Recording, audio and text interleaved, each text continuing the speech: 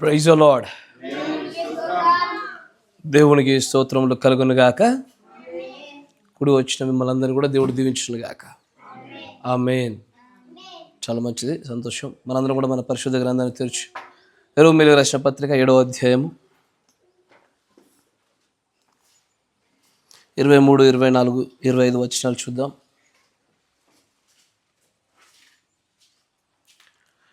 రోమీయులకు రాసినటువంటి పత్రిక 7వ అధ్యాయము 23, 24, 25 వచనాలు గమనించుదాం. వేరొక నియమము నా అవయవములలో ఉన్నట్టుగా నాకు కనబడుచున్నది. అది నా మనస్సునందున ధర్మశాస్త్రముతో పోరాడుచు నా అవయవములో నుండి నా పాప నియమమునకు నన్ను చెరపట్టి లోపరుచుకొనుచున్నది. అయ్యో, నేనెంత దౌర్భాగ్యుడను! ఇట్టి మరణమునకు లోనగు శరీరము నుండి నన్నెవడు విడిపించును? మన ప్రభువైన యేసుక్రీస్తు ద్వారా దేవునికి కృతజ్ఞతాస్తుతులు చెల్లించుచున్నాను. కాగా మనస్సు విషయంలో దైవ నియమమునకును, శరీర విషయంలో పాప నియమమునకును దాసునుడై ఉన్నాను. దేవుడికి స్తోత్రములు కలుగును గాక. రుణుల చోట తలనుంచండి, కళ్ళు మూసుకొని ప్రార్థన చేసుకుందాం. కనికరపూర్ణుడా, సర్వశక్తి సంపన్నుడా, మరొక మారు నీ ప్రియుల మధ్యలోనికి, నీ సన్నిధిలోనికి మమ్మల్ని అందరినీ మీరు మరలా సమకూర్చారు. దేని గురించి అయితే ప్రభువా మేము ఇక్కడ సిద్ధపడి ఉన్నామో ఆ కార్యమును అంతరాయములు లేకుండా, దురాత్మ యొక్క ప్రభావాలు లేకుండా ఇక్కడ పనిచేయులాగిన సహాయం దయచు ప్రభువా. నీ పరిశుద్ధాత్మ చేత మేమందరము నీకు అతి సమీపస్తులవలాగిన కృప చూపించమని అయినా మమ్మల్ని బలపరచమని ప్రార్థిస్తూ ఉన్నాం. అయినా గ్రహింపు శక్తిని అనుగ్రహించండి, బోధింపదగిన ఆత్మను అనుగ్రహించండి. నీ ఆత్మ సంచారం వల్ల నీ నామానికి మీరే ఘనత పొందుకొనమని ఈ కొద్ది సమయం ప్రభువా మీరు మా మధ్యలో ఉంచి అయినా మీ ఆత్మలో అనేకమైన కార్యాలు మా అంతరంగంలో జరిగింపజేయమని ప్రభు అయిన యేసుక్రీస్తు నామంలో ప్రార్థన చేయుచున్నాము. ఆమేన్, ఆమేన్, ఆమేన్. Praise the lord. దేవుడికి స్తోత్రములు కలుగును గాక. చాలా మంచిది. ఇంతవరకు కూడా మనము పాప నియమం అనేటువంటి విషయాన్ని చాలా భాగాలుగా చూస్తూ వచ్చాము. దానిలో ఈ పాప నియమము మనుషులపైకి ఎలాగొచ్చింది, దాన్ని ఎలాగో పనిచేస్తూ ఉన్నది, అది పని చేయున్నటువంటి తీరులో 4 రకములైన వర్గాల ప్రజలపైన, ఒక్కొక్కరిపైన ఎలాగున అది నిజంగా దాని యొక్క అధికారాన్ని చెలాయిస్తుందో చూస్తూ వచ్చాం. ఏ వర్గం వారి పట్ల అయితే ఆ నియమం ఎలా పనిచేస్తుందన్న విషయాన్ని గమనించిన మనము దాని కిందికి, దాని ప్రభుత్వంలోనికి మనం వెళ్ళకుండా ఉండాలి అంటే మనము వెంటనే దేవుని ఆత్మను పొందుకొని ఆ వర్గముల యొక్క ప్రజలలో ఉన్నతమైన వర్గమైనటువంటి బుద్ధి కలిగినటువంటి కన్యకల యొక్క వర్గానికి మనం చేరువవ్వాలి. అలాగూ జరిగినప్పుడు మాత్రమే పాప నియమం మన పైన ప్రభుత్వం చేయడం అనేటువంటిది ఎత్తబడు జరిగే వరకు కూడా చాలా మినిమల్గా, అంటే చాలా తక్కువ శాతంలోనే జరుగుతుంది అది. ఎందుకంటే ఈ కాల ప్రవక్త అన్నట్లుగా, can a man filled with the Holy Ghost can commit a sin? Yes, he can commit a mistakes, he can commit the errors, but not actually the sins. కాబట్టి ఈ కొద్దిపాటి ఆ పాక్షికమైనటువంటి ఇంకా ఆ మరణ వృక్షంలో చేతులు వేస్తున్నటువంటి వధు యొక్క ఆ ప్రస్తుత స్థితిలో నుంచి మనం పూర్తి స్థాయి అగ్ని బాప్తిస్మమును పొందుకొని మన దేహములు మార్పు చెందించబడేంత వరకు కూడా మనం ఆ నియమంలో, పాప నియమంలో మనం ప్రభుత్వం చేయబడకుండా ఉండాలి అంటే నిజంగానే మన వర్గాలు మార్పు చెందబడవలసిన వరమై ఉన్నాం. Praise the Lord. ఇక్కడ నా మాట జాగ్రత్తగా వినండి. ఇంతవరకు నేను మీ అందరికీ పాపం యొక్క పుట్టుకను గురించి, పాపం ఒక వ్యక్తి పైన ఎలాగో పనిచేస్తుందన్న దాన్ని చూసి, 4 వర్గాల ప్రజలపైన, ఒక్కొక్కరిపైన ఏ విధంగా అది పనిచేస్తుందో చాలా విషయాలు చూసాం మనం. కానీ చాలా జాగ్రత్తగా గమనించండి. How exactly God deals with a sin అంటే దేవుడు అసలు పాపముతో ఎలా వ్యవహరిస్తున్నాడన్న విషయాన్ని చూడాలా. మాట జాగ్రత్తగా వినండి. దేవుడు, ఎందుకంటే 4 వర్గాల ప్రజలనే కోణం గుండా మనం చూసాము, కానీ చేయబడుతున్నటువంటి పాప విషయంలో కూడా మనం మరొక విషయాన్ని గమనించాలి. ఎందుకంటే బుద్ధి కలిగిన కన్యకలకు, బుద్ధి లేని కన్యకలకు, విశ్వాసులకు, అవిశ్వాసులకు, అంటే వేషధారులకు మరియు అవిశ్వాసులకు ఒక్కొక్కరిపైన ఒక్కొక్కలాగా వారి యొక్క పాపం యొక్క హద్దులు, నియమాలు వారి ఆత్మలోన వారి ప్రాణంలోన ఎలాగ పనిచేస్తున్నాయో చూసాము. కానీ అసలు దేవుడు పాపముని ఎలాగో డీల్ చేస్తాడు, దేవుడు పాపాన్ని ఎట్లా తను తీర్పు తీరుస్తున్నాడు, ఏ పరిగణలోకి తీసుకుంటున్నాడు, నా మాట జాగ్రత్తగా వినండి. ఎందుకంటే ఇప్పుడు ఒక మాట చెప్తాను. కొంతమంది విశ్వాసం మన నిజ జీవితంలో చూస్తూనే ఉంటాం. వారు తప్పిదం వెంబడి తప్పు చేస్తూనే ఉంటారు. కానీ ప్రభు దగ్గర నుంచి వచ్చే గద్దింపు పెద్దగా కనబడదు. కానీ మరికొంతమంది ప్రజలు దేవునిలో ఉండి భయభక్తులు కలిగి ఉండి ఏ తప్పిదము చేయకుండా ఉండాలని ఆశపడుతున్న ప్రతి ఒక్కరూ చిన్నపాటి తప్పిదానికి చాలా పెద్ద భారీ మూల్యాన్ని చెల్లించుకుంటారు. Praise the lord. నా మాట గ్రహించారా? ఇది నిజ జీవితంలో క్రైస్తవులు చూసేది ఇదే. కానీ దాని వెనకాల ఏం జరుగుతుందో దాన్ని ఆలోచించారు. అబ్సల్యూట్లీ మనం చాలా చూస్తాము. వాడు దుష్టుడైన వాడు దేవుని యొక్క ఆత్మలో నుంచి తొలగిపోయి సాతానుగాడి యొక్క ఆత్మలో పడిన స్త్రీ అయినా పురుషుడైనా సరే పాపములు వెంబడి పాపము, వాక్యానికి విరుద్ధంగా నడుస్తూనే ఉంటారు. అయినా వారికి ఏమీ జరగదు. కానీ కొంతమందికి మాత్రము చిన్న చెడ్డ తలంపు ఒకటి రాగానే అనారోగ్యమో ఆర్థిక నష్టమో ఏదో ఒక సమస్య రూపంలో వచ్చి దేవుడు గద్దిస్తున్నట్టు కనబడుతూ ఉంటుంది. ఎందుకంటే నేను చెప్తున్నటువంటి ఈ మాట మీకు అర్థం కావడానికి ఉదాహరణ చెప్పాను. How exactly God deals with the sin. పాపముతో దేవుడు ఎలాగో వ్యవహరిస్తున్నాడు. కొంతమంది తప్పిదాలకి కొంత ఎక్కువ సమయాన్ని ఇస్తూ ఉన్నాడు ఆయన, కొంతమందికి సమయాన్ని ఇవ్వడు ఆయన. కరెక్ట్. కొంతమంది చిన్న తప్పిదాలు చేస్తుంటేనే ఆయన గుడ్డలు పెట్టలాగా నిలబడతాడు అక్కడ. Yes or no? అయ్యా ఇవన్నీ పాప నియమంలో భాగాలే. Yes or no? ఇవన్నీ తెలిస్తేనే అసలు ఆ పాప నియమంలో నుంచి మనం ఎలాగైనా బయటపడాలి. చాలామంది సిస్టంలో ఉన్న లూప్ హోల్స్ని వాడుకొని మెల్లగా కేసుల వాళ్ళ మీద పడకుండా జాగ్రత్త పడి జారిపోతూ ఉంటారు. Yes or no? అట్లా జారి పడిపోయేది వధువు మాత్రమే. ఎట్లాగయ్యా అంటే ఆమె పాప నియమం అనే పుస్తకాన్ని చదివింది. ఆమెకు సిస్టంలో లూప్ హోల్స్ తెలుసు ఆమెకి. నిజమేనయ్యా, ఆమెకు సిస్టంలో లూప్ హోల్స్ తెలుసు. ఎక్కడ ఎవరిని ఎక్కడ పడితే ఎక్కడ ఎలా చేస్తే నేను పాపపూరితమైన జీవితంలో పడిన నేను పరలోక రాజ్యాల్లో చేరతానని వధువుకి తెలుసు ఆమెకి. కాబట్టి తెలుసుకున్నాను ఈ దేవుడు ఎలాగైనా పాపాన్ని డీల్ చేస్తా ఉన్న విషయం చూడాలి. దాంట్లో చాలా జాగ్రత్తగా వినండి. నేను ఈ ఆలోచన గుండా మీకు బాగా సులభంగా అర్థమయ్యే రీతిలో చెప్పాలంటే కొన్ని విభాగాలు కొన్ని మాటలు చూపిస్తాను మీకు. చాలా జాగ్రత్తగా గమనించండి. దీనిలో ఓపెన్ సిన్, సీక్రెట్ సిన్, బహిరంగ పాపము, రహస్య పాపము. నా మాట జాగ్రత్తగా వినండి. ఎందుకంటే దేవుడు ఈ రెండింటిని కూడా విచిత్రంగా డీల్ చేస్తాడు మళ్ళీ. Praise the lord. నా మాట వింటున్నారా? ఆయన బహిరంగ పాపాన్ని బహిరంగంగానే ఖండిస్తుంటాడు. బహిరంగమైనటువంటి పాపాన్ని, బహిరంగమైన అతిక్రమాన్ని చాలా సీరియస్గా తీసుకుంటాడు ఆయన.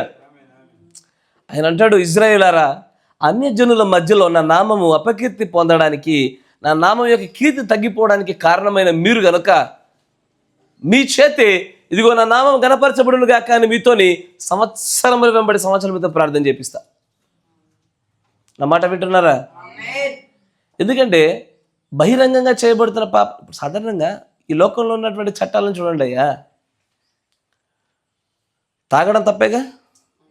ఆమెన్. నీ ఇంట్లో నువ్వు తాగడమే నీకు హానికరం, తప్పని చెప్తారు. బహిరంగంగా అయితే పెద్ద తప్పని చెప్తారు. ఇస్తారనో? కరెక్టేనా? అలాగే దేవుడు కూడా పాపంతో వ్యవహరించేటువంటి దానికి తీర్పు తీర్చే విధానం కావచ్చు, పరిగణలోనికి తీసుకునే విధానం కావచ్చు, ఈ రెండింటిని ఆధారం చేసుకుని వ్యత్యాసాలు కనబడతా ఉన్నాయి. నా మాట జాగ్రత్తగా వినండి. ఇప్పుడు ఫర్ ఎగ్జాంపుల్ మీకు ఒక ఉదాహరణ చెప్తా. ఈ కాల ప్రవక్త బ్రహ్నం గారు తన యొక్క సేవలో, తన యొక్క 3వ ఏడుపు పరిచయంలోనికి ఆయన ఎంటర్ అవుతున్నటువంటి ఆ సందర్భంలో ఆయనను అందరూ వదిలి వెళ్ళిపోయినారు. ఆయనకు వచ్చేటువంటి ఉత్తరముల సంఖ్య తగ్గిపోయింది. ఆయనతో మీటింగ్లు పెట్టుకునే వాళ్ళ యొక్క సంఖ్య తగ్గిపోయింది. బిజినెస్ గాస్పెల్ మినిస్ట్రీ సంబంధించినటువంటి వాళ్ళు కూడా ఈయనతో ఏమాత్రం కూడా సంపాదింపులు లేరు. మీటింగ్లు తగ్గిపోయాయి. విశ్వాసాల సంఖ్య కూడా తగ్గిపోతూ ఉంది. ఆ సందర్భంలో ఆయన ఎవ్వరికీ మాట చెప్పలేదు, కానీ అంతరంగంలో తనకు తానే ఒక ఆలోచన చేసుకున్నాడు. నా మాట వినండి. తన కొడుకుతో కానీ తన భార్యతో కానీ నేను సేవను వదిలేద్దాం అనుకుంటున్నా, నాకు కౌబాయ్ లైఫ్ స్టైల్ ఇష్టము, నేను మళ్ళీ ఆ పాత జీవితంలోకి వెళ్ళిపోతాను. ఇది ఎవరితో కూడా సంప్రదింపులు జరుపుకొని పంచుకున్నట్టుగా కనబడలా. Yes or no? కానీ అదే విషయాన్ని తన అంతరంగంలో కలిగి ఉన్నప్పుడు ప్రభు తనకైనా భావమరిదైనటువంటి ఒక వ్యక్తిని చూపించి నీ ఎడం వైపు చూడనప్పుడు ఒక డంప్ యార్డ్ కనబడతా ఉంటుంది. You will end up a bum like him. అంటే వాడు ఏ విధంగా అయితే నీ బామ్మరిది మూర్ఖుడై ఉన్నాడో అట్టగా నువ్వు అయిపోతావు చివరికి, జాగ్రత్త అట్లా వెళ్తే అని నెమ్మదిగా ఆయన గద్దించి సరి చేసుకొని కుడివైపు చూపించి ఆ 7 కొండలు కలిగినటువంటి ఒక ప్రాంతాన్ని ద ఎటర్నల్ సైన్, ఓ నిత్యత్వపు సూచన ఆయనకి ఇచ్చి, దానిపైన బ్రహ్మ అనేటువంటి పేరుకి 7 అక్షరాలు ఎలాగుంటాయో ఆ కొండ పైన కూడా 7 శిఖరాలు కలిగిందని చూపించాడు ఆయన. It's because of it's a personal secret sin. కాబట్టి అవిశ్వాసమే పాపమయ్యా. నా మాట వింటున్నారా? జాగ్రత్త. ఒకటి open sin, secret sin. Open సిన్ని ప్రభు చాలా తీక్షణంగా తీసుకుంటాడు, చాలా సీరియస్గా తీసుకుంటాడు. ఓపెన్ సిన్ ఎట్లా చేస్తాడంటే ఆయన నామానికి అపకీర్తి కలుగునట్లుగా చేయు ప్రతి ఒక్కరిని సైతం ఆయన ఖచ్చితంగా ఎట్లా అంటే ఏమాత్రం క్షమించాడు. ఓపెన్ సిన్స్ని బహిరంగంగా చేస్తున్నటువంటి పాపాలు చేస్తున్న ఏ ఒక్కరినైనా సరే క్షమించాడు. అయితే వారికి శిక్ష ఇప్పుడో తర్వాతో చివరిలోనో, ఈ 3 సమయాలు ఎప్పుడొకప్పుడు జరుగుద్ది. అయితే ధవల సింహాసనం దగ్గరనే జరగాలి, లేదా కొంతకాలం తర్వాతైనా రావాలి, అప్పటికప్పుడు అకస్మాత్తుగానైనా రావాలి. Yes or no? Praise the Lord. ఇది బహిరంగంగా ఒక వ్యక్తి పాపాలు చేస్తున్న విధానాన్ని బట్టి. నేను మళ్ళీ పాపము అని పలుకుచున్నప్పుడు గత కాలంలో నేను చెప్పినటువంటి వర్తమానం మీకు జ్ఞాపకం రావాలి. ఏ వర్గానికి ఏ హద్దులు పాపము అని చెప్పా. మీరు వింటున్నారా? మళ్ళీ మీరు కన్ఫ్యూజ్ అవ్వకూడదు. మీది ఏ వర్గమో, మీకు ఏ హద్దులు ఉండవో అదిగో దానిని పాపంగా చూసుకొని అది బహిరంగంగా జరిగిందా మూల్యం చెల్లించాల్సిందే. బహిరంగంగా ఒక వ్యక్తి దగ్గర క్రీస్తు మాకేం చేశాడండి, మాకు ఎల్లవేళ నష్టాలే కలిగాయి, సంఘం వల్ల మాకేం లాభం కలిగిందండి, మాకు ఎల్లవేళ నష్టాలే కలిగాయి, మాకు ఎల్లవేళ మాకు బాధలే కలిగాయి. చాలామంది బహిరంగంగా తెలిసి తెలియకుండా చాలా మాటలు అనేశారు. వారికి ఒక విషయం తెలియదు, ఖచ్చితంగా మూల్యం చెల్లించాల్సిందే. బహిరంగ పాపాలకు మూల్యాలు బలంగా ఉంటాయి. Praise the lord. కానీ when it comes to the secret sin, ఎందుకంటే ఒక విశ్వాస జీవితంలో బహిరంగమైన పాపాల కంటే రహస్యంగా జరిగే పాపాల యొక్క మోతాదు ఎక్కువ ఉంటుంది. కరెక్టేనా? బహిరంగంగా ఎవడు తాను తప్పని, దోషి అని, పాప్యం నిరూపించుకోవడానికి, కనపరచుకోవడానికి ప్రయత్నం చేయడు వాడు. అంతేనా? ఎప్పుడు ప్రయత్నం చేయడు. సాధ్యమైనంత మట్టి వరకు దొరకకుండానే చూసుకుంటాడు. అవునా? ఫోన్లో సినిమా చూసేవాడు పాస్టర్ టప్పక జేబులో పెట్టుకున్నట్టు. ఎసారనో? అన్నీ ప్రతిదీ అంతే. 99% క్రైస్తవులు చేసేది రహస్య పాపాలే. ఈ ఏదో కొన్ని దొరకకపోవడం వల్ల దొంగలు అవ్వకుండా కొంతమంది తిరుగుతున్నారు, కానీ బట్ బేసికల్లీ అందరూ అయ్యా సాధారణంగా అంటే అందరిని అన్న, కానీ కొంతమంది అయితే ఎక్కువ మంది ఇలాంటి దొంగలే. ఇప్పుడు అంతరంగంలో అనుకుంటారు చాలా విషయాలు మనకు కనబడవుగా. ఇప్పుడు నా అంతరంగంలో నేను మిమ్మల్ని ఏం తిట్టుకుంటున్నాను మీకు తెలుసా? ఇప్పుడు మిమ్మల్ని ప్రేమిస్తున్నానో తెలియదు, తిట్టుకుంటున్నానో తెలియదు. కానీ దేవుడు దాన్ని ఓపెన్ సిన్, బహిరంగమైనటువంటి పాపంగా చూడట్లేదు. ఆయన దాన్ని ఎట్లా చూస్తున్నాడు తెలుసా? సీక్రెట్ సిన్గానే చూస్తున్నాడు ఆయన. పరిచయుడైనటువంటి సీమోను కూడా యేసు ప్రభువుని ఆతిథ్యానికి పిలిచినప్పుడు ఆయన బహిరంగంగా అన్న మాట కాదు అది. ఏ మాట? ఈయన ప్రవక్త ఉంటే ఆయన యొక్క పాదాలు ముడుతున్నటువంటి ఈమె ఎలాంటిదో ఈయనకు తెలీదా? కానీ ఆయన అనుకుంటాడు లోపల ఏమని, ఎలా నీ హృదయంలో ఇలాగ నువ్వు శంకిస్తూ ఉన్నావు, ఎందుకు ఇంతటి పాపానికి గుడి కడతా ఉన్నాను? ఓపెన్ సీక్రెట్ సిన్స్కి దేవుడు ఆ పాపాలని వ్యవహరించి దాన్ని పరిగణలోకి తీసుకుని దానికి శిక్షించే విధానంలో వ్యత్యాసాలు ఉన్నాయి. ఆమేన్. Praise the lord. అందుకే నాకు చాలాసార్లు అనిపిస్తూ ఉండేది, ఈ కాల ప్రవక్త ఒక్కడు ఈ మాట అంటాడు. ఏమని? స్మోకింగు, డ్రింకింగు, వ్యభిచారము, దొంగతనము ఇవి కాదు కదా పాపాలు, అవిశ్వాసమే అసలైన పాపం అన్నాడు కదా. అంతలా చెప్పినటువంటి ఆయనే తన పరిచర్య విషయంలో అవిశ్వాసాన్ని ఎదుర్కొన్నాడే. మరి దేవుడు అలాంటి ఒక పాపం నుంచి ఎలా క్షమించాడు ఆయన్ని? అది క్షమించడానికి అదే తప్పిదాన్ని ఒకవేళ మరొక కాపరి కలిగి ఉంటే గనక ఆ కాపరిని, బ్రహ్నం గారిని దేవుడు ఒకేలాగా పరిగణిస్తాడా? వ్యత్యాసాలు ఉన్నాయి అక్కడ. ఒకటి, మొట్టమొదటిది అది బహిరంగ పాపమా అంతరంగ పాపమా. రెండవది ఆ వ్యక్తి ఈ 4 వర్గాలు ఏ వర్గానికి చెందినవాడు. నా మాట వింటున్నారా? ఇవన్నీ తెలియకుండా దేవుడు పరిశుద్ధులందరినీ వ్యభిచారంలో పట్టబడే స్త్రీనే క్షమించాడు, నన్ను క్షమిస్తాడు అనుకొని ఆ భ్రమలో ముందుకెళ్ళిపోయేటువంటి క్రైస్తవులాగా మనం ఉండకూడదు. ఈ వర్తమానం నాకు తెలుసు. ఇలాంటి వర్తమానాలు చెప్తా ఉంటే కొంతమందికి పాపమును ప్రోత్సహించినట్టుగా కనబడుతూ ఉంటుంది. పాపము చేసి ఎట్లా తప్పించుకోవాలో కొత్త కొత్త మార్గాలు చూపిస్తున్నట్టు కనబడుతూ ఉంటుంది. కానీ మీరు ఇంకా పాలు తాగే పిల్లలు కాదు. పాలు తాగిచ్చి మిమ్మల్ని పాలతో ఫీడింగ్ ఇచ్చేటువంటి సమయమూ లేదు. బహుశా ఎత్తబాటు ఇంకో 50 ఏళ్ళు ఉందనుకోండి, ఇంకో 10 ఏళ్ళ దాకా పాలతో పెంచవచ్చు. మీకు పాపముల గురించి తెలియకుండా నేను ఒకసారి ఒక పాస్టర్ గారిని అడిగా ఇట్లాగా, ఎందుకంటే ఈ విషయాలు మీరు వారికి చెప్పడం లేదు అంటే, ఈ విషయం వాళ్ళకి తెలిస్తే వారు దాన్ని ఎలా తీసుకుంటారో నాకు తెలీదు, తప్పుదారిలో పడే అవకాశం ఎక్కువ ఉంది అన్నాడు ఆయన.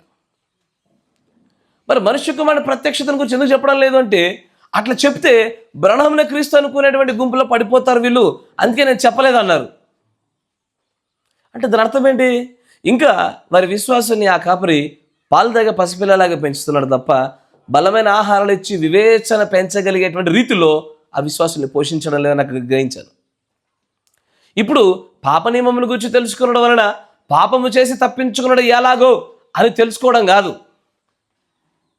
పాపము చేయకుండా ఉండుటయు, ఒకవేళ మన ప్రమేయంలో లేకుండా జరిగిన తప్పిదము నుంచి క్షమాపణ పొందుకొనుటకై చేసే విధానము. Praise the Lord. లేచిన అందరూ. చాలామంది మొహాలు నిద్ర కనబడుతూ ఉంది. మొదలుపెట్టి 5 నిమిషాలు కాలేదు, ఆశీర్వాదాల కోసం వచ్చి శాపాలు పొందుకుంటారు. డౌట్ వస్తుంది నాకు. ఆసక్తి లేకపోతే చెప్పండి, నాకు నమ్మండి, ఖచ్చితంగా ఇప్పుడే ఆపేస్తా. 10 నిమిషాలు చాలు, 10 మాటలు చాలుగా. ఎప్పుడు విన్న విషయాలు 2 వచ్చాయి, అట్లీస్ట్ వచ్చాయిగా, అట్లయినా ముగిచేస్తా. నిద్రపోపక్కని దయచేసి. ఇక్కడ బహిరంగమైనటువంటి పాపమును బైబిల్ పట్టుకుని లేవండి, అట్లే ఉంటారు చాలాసేపటికి. అందుకే మీరు గట్టిగా ఆమె అల్లుడేలు చెప్పి మీ పక్క నిద్రపోతున్న మీరు లేపలేకపోయినారనుకోండి, ఒక్కరు నిద్రపోయినా ఆకానులాగా అందరూ లేస్తారు.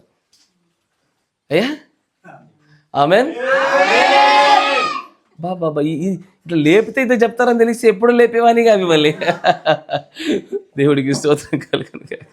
Praise the Lord. చాలా మంచిది. దీన్ని గురించే గమనించండి. బహిరంగంగా చేయబడినటువంటి పాపాలను గురించి అందరికీ తెలుసు. ఇప్పుడు కొత్తగా నూతన నిబంధన రావడానికంటే మునిపే, ఇప్పుడు వచ్చిన వాళ్ళకే కాదు, పాత నిబంధనలో ఉన్న వారికి సైతము బహిరంగంగా చేస్తున్నటువంటి పాపాల గురించి అందరికీ తెలుసు. ఎవడైతే బహిరంగంగా శపిస్తాడో, బహిరంగంగా అబద్ధాలాడుతాడో, అన్ని విషయాల్ని దేవుడు చాలా చక్కగా చూస్తున్నాడు. కానీ రహస్యమైన పాపాలకు మాత్రమే విచారణ ఉంటుంది. Praise the lord. నా మాట విన్నారా? బహిరంగమైనటువంటి పాపాలకు కన్నా తెలియకుండా రహస్యంగా జరిగేటువంటి తప్పిద పాపాలకే విచారణ ఎక్కువ ఉంటుంది. ఇప్పుడు పాత నిబంధనలో ఒక స్త్రీ కనుక అందరికీ తెలిసినట్లుగానే తను ఒకవేళ తప్పుడు కార్యాన్ని చేసింది అనుకోండి, దానికి విచారణ అవసరమా? దొరికింది కాబట్టి రాళ్ళతో కొట్టి చంపేవాళ్ళు. ఎస్ఆర్నో.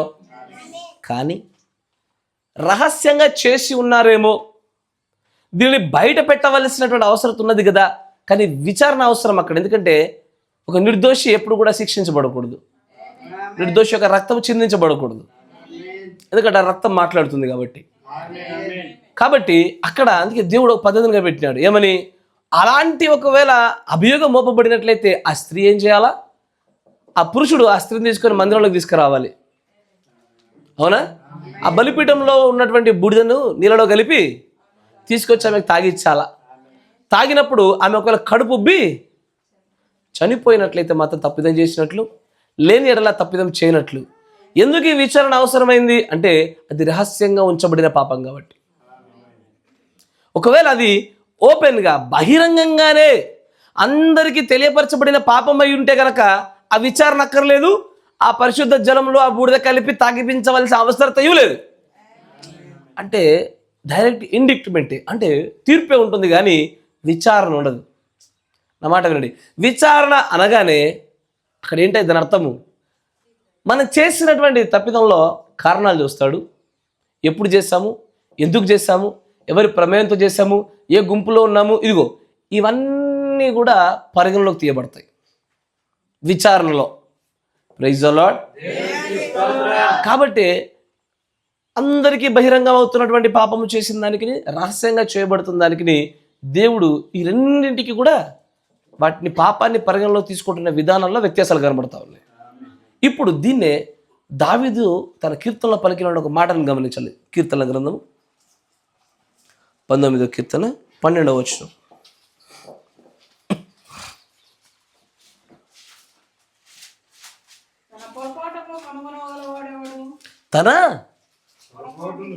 తన పొరపాటులు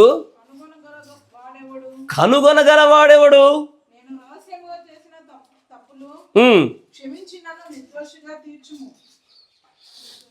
కదా, ఇంగ్లీష్లో ఏముంది తల్లి? అదే వచ్చిన చదవమ్మా.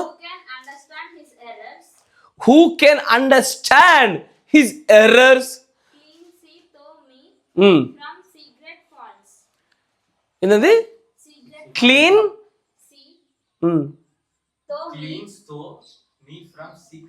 Cleanse thou me from my secret faults. తన యొక్క ఎర్రర్స్, ఆ పదాలు రెండు వేరు వేరు పదాలు, జాగ్రత్తగా వినాలి అయ్యా. ఎర్రర్స్ వేరు, పాపాలు వేరు. అన్నమాట వింటున్నారా?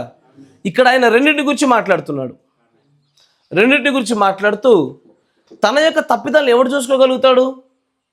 జరిగేవారికి ఎవడికి తెలియదు. కొన్నిటిని చూసి పట్టుకొని ఆపి మధ్యలో నియంత్రించగలుగుతాము, కానీ కొన్నిటికి ఫలం వచ్చేదాకా బయటపడదు. ఈవెన్ దాని నుంచి మన ప్రవక్త అయినటువంటి బ్రహ్మం గారు కూడా ఎక్సెప్షనల్ కాలేదు. ఆమేన్. ఈ నియమాలన్నింటిలో కూడా ఏకైక పరిపూర్ణుడు అంటే క్రీస్తు ఒక్కడు మాత్రమే.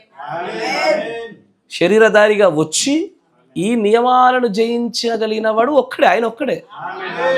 నేను కొంతమంది అనంగా విన్నాను ఈ మాట. ఏమని?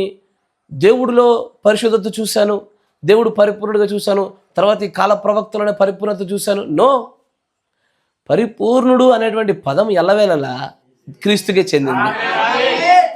ఎందుకంటే ఈ నియమాలు దాటాలి. పాప నియమమును సంపూర్ణంగా దాటి దైవ నియమములోనికి అడుగు పెట్టగలిగినటువంటి ఏకైక శరీరధారిగా వచ్చిన వారు క్రీస్తు ఒక్కడు. కాబట్టి ఇక్కడ కొన్నిటిని మాత్రమే ఎర్రర్స్ని ముందుగా పసిగట్టగలిగి ఆపగలుగుతాము, మరికొన్నిటిని కొంతవరకు దూరంగా తీసుకెళ్ళి నియంత్రించగలుగుతాం, కానీ కొన్ని ఫలాలు చూస్తే తప్ప బయటపడలేదు. Praise the lord. Praise the lord. కానీ ఆయన అంటాడు ఏమని? Cleanse me thou from my secret sins and secret faults. జాగ్రత్త, ఆ మాట జాగ్రత్త వినండి. తెలుగులో ఏమనుంది అక్కడ? రహస్య క్షమించి. అంటే రహస్యంగా చేసిన కూడా తప్పులు క్షమిస్తాడా? రహస్యంగా చేయబడిన దాన్ని క్షమిస్తాడా? ఒక క్రైస్తవ జీవితంలో నేను అంచనాగా ఒక సుమారుగా చెప్తా ఉన్నా, 99% అన్ని రహస్యంగానే జరుగుతాయి. అసలు బహిరంగంగా జరిగే తప్పిదాలు చాలా తక్కువ. అది ఏదంటే మన నియంత్రణలో లేకుండా చూపించుకునే తప్పిదాలే కానీ కదా, నా నియంత్రణ లేకుండా ఒక తప్పిదం బయటపడితేనే తప్ప ఎవ్వరు కూడా అలా చూపించుకోవడానికి అన్ని రహస్య పాపాలే. ఎస్ఆర్నో? కానీ ఈ రహస్య పాపాలను దేవుడు 3 విధాలుగా పరిగణలోకి తీసుకుంటున్నాడు. There are 3 types in handling or dealing with the secret sins. రహస్య పాపములను దేవుడు నిజంగానే వ్యవహరించుతున్న విధానం కానీ తీర్పు తీర్చుతున్న విధానంలో 3 విధాలు గమనిస్తూ ఉంటాం. There are 3 types. కూర్చోండి, తెచ్చేసి మళ్ళీ ఎవరు నిద్రపోబాకండి. Praise the lord. అక్కడ 3 విధాలు కనబడుతూ ఉంటుంది. దాంట్లో మొదటి రకాన్ని చూద్దాం. యెహోషువ గ్రంథము 7వ అధ్యాయము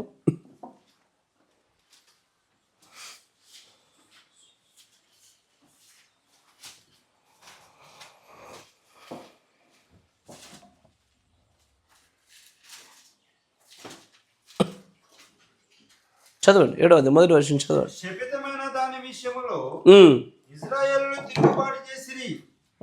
ఎట్లనగా యోధా గోత్రములో జెరహు మునుమనవుడును జబ్ది మనవుడును కర్మీ కుమారుడైన ఆకాను శపితము చేయబడిన దానిలో కొంత తీసుకుని గనుక యెహోవా ఇశ్రాయేలు మీద కోపించెను.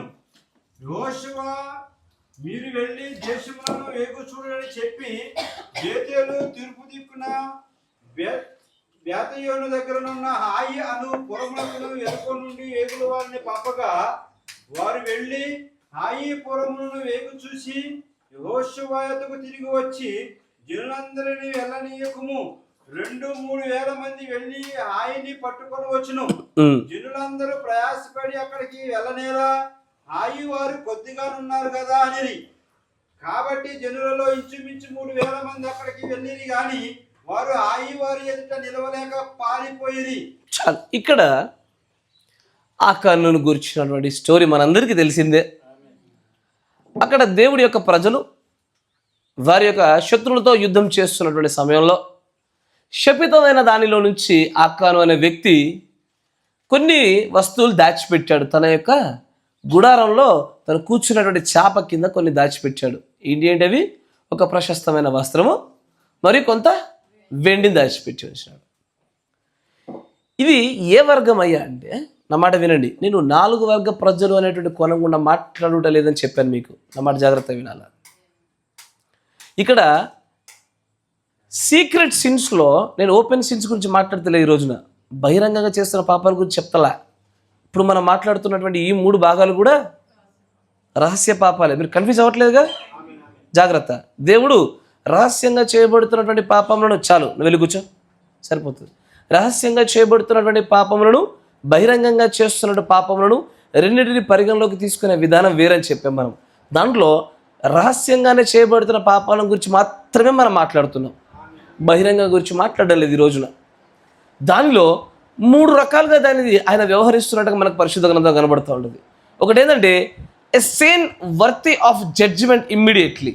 అంటే ఇది ఎలాంటిదంటే, ఇలాంటి పాపము చేసిన వారికి వెంటనే ఇమ్మీడియట్గా ఏమాత్రం ఆగకుండా వెంటనే దేవుడు తీర్పిచ్చేస్తాడు. ఇక్కడ ఆకాను విషయంలో కూడా మనం అదే గమనించాం. ఆకాను చేసినటువంటి తప్పిదాన్ని బట్టి చూస్తుంటే, ఆకాను చేసిన దానికంటే ఘోరమైన తప్పిదాలు ఇజ్రాయేల్ ఎవరు చేసి ఉండలేదా? చాలా చేశారు వాళ్ళు. మోయాబీయులతో వారు చేసినటువంటి వ్యభిచార కార్యాలు కావచ్చు, విగ్రహారాధన కార్యాలు కావచ్చు, అనేకమైన కార్యాలు ఉన్నాయి. కానీ దేవుడు ఏం చేశాడు? వారిని చాలా విషయాల్లో క్షమించాడు. కానీ పర్టికులర్లీ ఈ ఆకాను ఏ గుంపుకు సంబంధించిన వాడై ఉంటే తన యొక్క రహస్య పాపాన్ని ప్రభు ఏమాత్రము సహించక దానిని ఎంత పరిగణలోకి తీసుకున్నాడంటే, he needs an immediate judgement. అతనికి వెంటనే తీర్పు రావాల్సిందే, అతనికి శిక్ష రావాల్సిందే అని తన యొక్క రహస్య పాపాన్ని దేవుడు పరిగణలోకి తీసుకున్న విధానం అది. నా మాట వింటున్నారా? అందుకే విశ్వాసంలో కూడా కొంతమంది ఏదైనా ఒక చిన్న పాపము, చిన్న తప్పిదము చేయగానే వెంటనే ఇమ్మీడియట్గా తప్పిదాలకు శిక్షలు పొందుకుంటారు. ఇమ్మీడియట్గా అదేదో ఆరోగ్య రూపంలోనో, డబ్బు రూపంలోనో, కుటుంబ రూపంలోనో, ఏదో ఒక రూపంలో ఆ సమస్యకు బయటకు వెళ్ళి మాట్లాడాలమ్మ. ఫోను మీరు చర్చిలో ఫోన్ లిఫ్ట్ చేయడం ఏంటి? దాన్ని చర్చిలో మీరు మాట్లాడడం ఏంటి?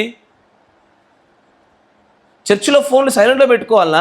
కళ్ళు ఎదురుగానే మీరు లిఫ్ట్ చేసి మీరు మాట్లాడే ప్రయత్నం ఎట్లా చేస్తున్నారు చర్చిలలో? మీరు కొత్తగా వచ్చారు క్రీస్తులోకి. ఈ దేవుడి మందిరం ఇక శాపాలు వెళ్తాయి, ఆశీర్వాదాలు వెళ్తాయని కూడా తెలీదా? ఈ విధంగానే దేవుడి యొక్క మందిరాన్ని మనం గౌరవించేది.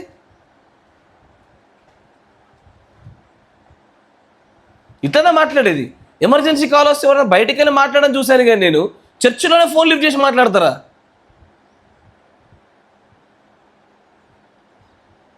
తప్పది. ప్రభు సన్నిధి అట్లా చేయకూడదు. మీకు పని ఉంటే మీరు ఫోన్ తీసుకొని నెమ్మదిగా బయటికి వెళ్ళండి, మాట్లాడేసారండి, మీకు ఎవరు అభ్యంతరం చెప్పరు ఇక్కడ. కానీ ప్రభు సన్నిధిని మీరు అట్లా చేస్తుంటే మిమ్మల్ని చూసి రేపు పొద్దున ఇంకొకరు చేయాలి అట్లాగా. అరే వాళ్ళు ఎత్తారు, వాళ్ళు ఏమనలేదు, మమ్మల్ని ఎత్తే మమ్మల్ని అంటారు అనుకోవాలిగా. ఇదెక్కడ మూర్ఖత? ఉన్న సమస్యలు జరిపోలే కుటుంబాలలో, ఆరోగ్యాలలో.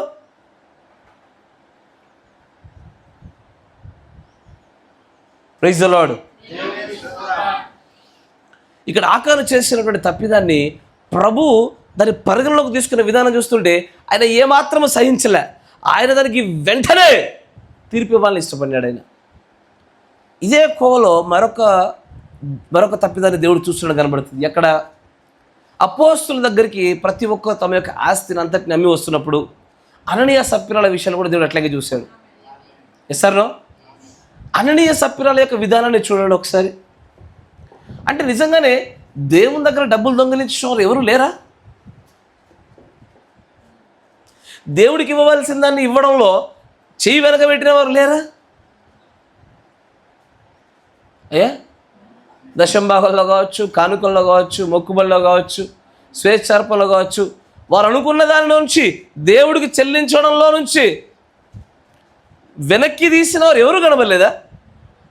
కానీ అక్కడ వారి అంతరంగంలో జరిగినటువంటి విషయాలను చూసి అక్కడ అంటాడు, మీరు పరిశుద్ధాత్మకు విరోధంగా మీరు ఇలాంటి ఒక కార్యాన్ని చేయటకు మిమ్మల్ని మీరు ఎలాగ రేపుకున్నారు అని వెంటనే దానికంటే ముందు ఆ కార్యానికంటే ముందు 100,000 మార్లు ప్రేమను గురించి విని ఉన్న వాళ్ళు 70 ఏళ్ళ మారలైనా సరే క్షమించమని చెప్పినటువంటి ఆ మాటను విన్నటువంటి ప్రత్యక్ష సాక్షులు సైతము వారిని మరణమవడానికి దేవుడు వారి గుండా ఆ తీర్పు ఇచ్చేశాడు. రహస్య పాపాలలో అలా ఉంటుంది. ఇప్పుడు ఈ 3 భాగాలు చెప్పేస్తాను నేను మీకు, కానీ ఈ 3 భాగాల్లో మీరే భాగం అని మీకు తెలిసి ఉండాల. అవునా? ఈ 3 భాగాల్లో మీరే భాగం మీకు అవగాహన ఉండి తీరాల. మొదటి రకం ఏంటంటే మొదటి ఒక విధానాన్ని చూస్తుంటే ఇమ్మీడియట్ పనిష్మెంట్ కనబడుతూ ఉంటుంది తప్పిదానికి. వారు కాసేపు అయిన తర్వాత చేసేది కాదు, ఇమ్మీడియట్ కనబడుతూ ఉంటుంది. కానీ రెండో రకం వర్గాన్ని చూడండి. రెండో రకం వర్గాన్ని మనం గమనించినట్లయితే దేవుడు వారి యొక్క రహస్య పాపాల్ని కొంతకాలం వరకు సమయం ఇచ్చి చూస్తాడు. అన్నమాట వినండి. ఆయన ఏం చేస్తాడంటే రెండవది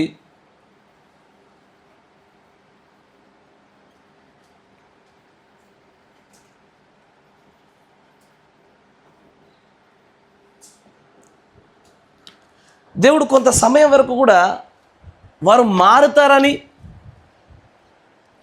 వారు తమ్మును తామును సరి చేసుకుంటారని చెప్పేసి వారి రహస్య పాపాలకు అవకాశాన్ని ఇచ్చి చూస్తాడు ఆయన. వెంటనే తీర్పు తీర్చాడు ఆయన. నా మాట వింటున్నారా? అంటే వీళ్ళు చాలామంది తప్పుదం చేసిన వెంటనే చనిపోయినారు. ఇట్లాగే దేవుని యొక్క మందసాన్ని తీసుకెళ్తా ఉన్నప్పుడు ఒక ఆయన వచ్చి పడిపోతుందేమో అని మందసాన్ని చేతులతో ముట్టాడు, అక్కడికెక్కడ చచ్చిపోయినాడు వాడు. ఎస్ఆర్నో అక్కడికక్కడే మరణించాడు వాడు. ఎందుకంటే ఆ వ్యక్తి విషయంలో దేవుడు తన యొక్క పాపాన్ని ఇమ్మీడియట్ జడ్జిమెంట్ ఇవ్వడానికి ఇష్టపడ్డాడు.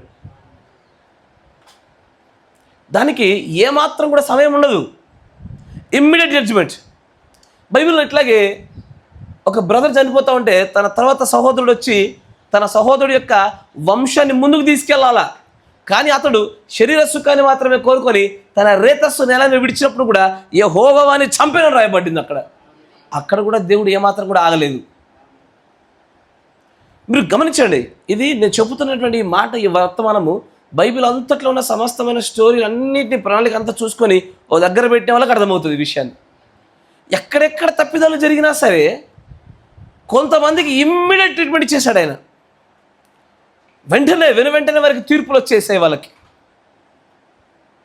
సౌలు లాంటి వ్యక్తి ఉన్నాడు. ఆయన తప్పు చేసిన వెంటనే, అది చిన్నదా పెద్దదా లేదు ఇక్కడ.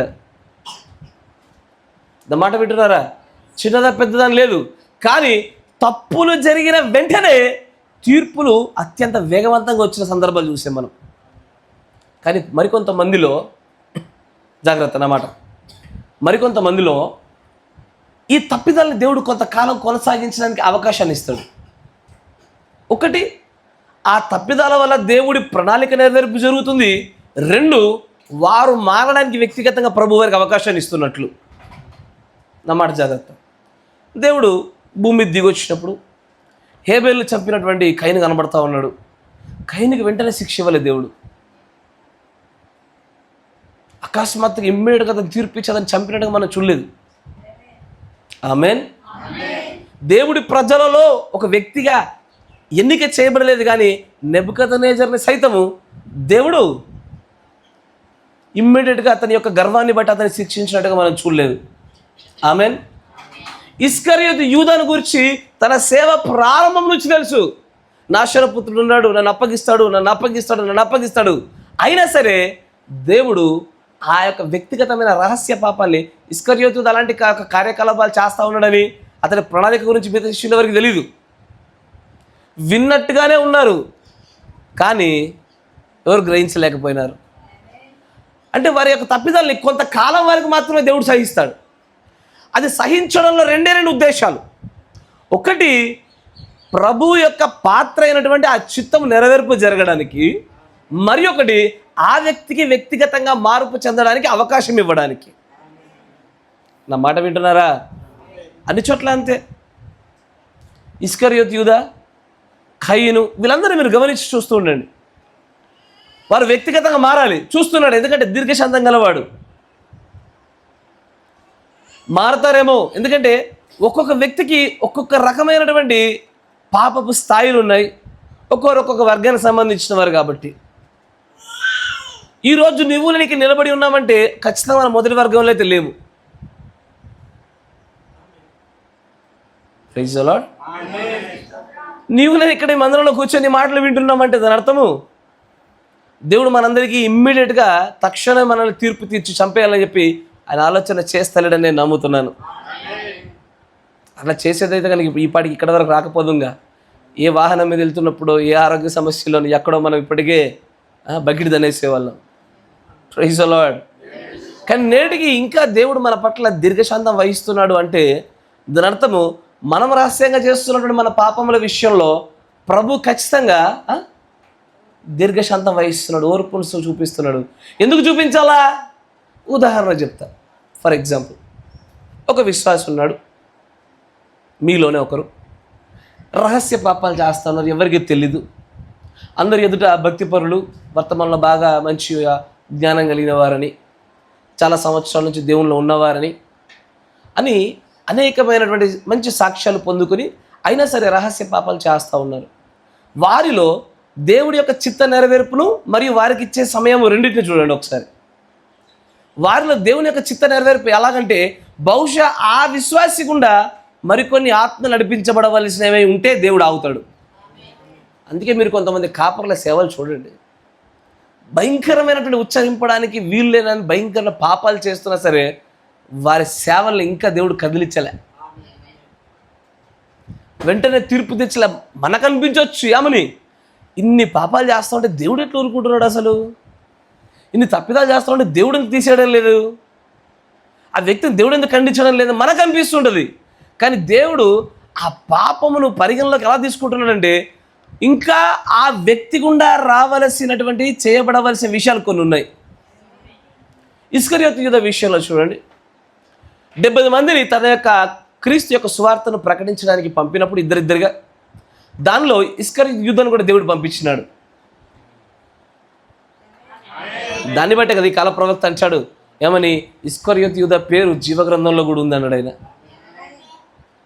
ఎందుకంటే వారందరూ తిరిగి వచ్చి ప్రభువా చాలా ఆనందపడుతున్న వారి మొహాలు చూసి ప్రభు అంటాడు, నామంలో దయ్యాలు ఇంకా రోగములన్నీ కూడా భయపడుతున్నామని చెప్పి మీరు ఆనందపడకూడి, మీ పేర్లు జీవగ్రంథంలో అని చెప్పి ఆనందపడు అంటాడు ఆయన. కానీ ఇస్కరియోతు యూదా వలన దేవుని యొక్క మెస్సయగా వచ్చినటువంటి ఆయన కొట్టివేయబడుటకును, ఆయన రక్త ప్రోక్షణము జరుగుటకును అమ్మివేయబడవలసినటువంటి ఒక కార్యము ఇదిగో రహస్య పాపం చేస్తున్నామని గుండానే జరగాల. నా మాట వింటున్నారా? అందుకే చాలామంది చూడండి చర్చిలలో ఎక్కువ మంది విశ్వాసులు రహస్య పాపాలు చేసే వాళ్ళు తీసుకొస్తారు.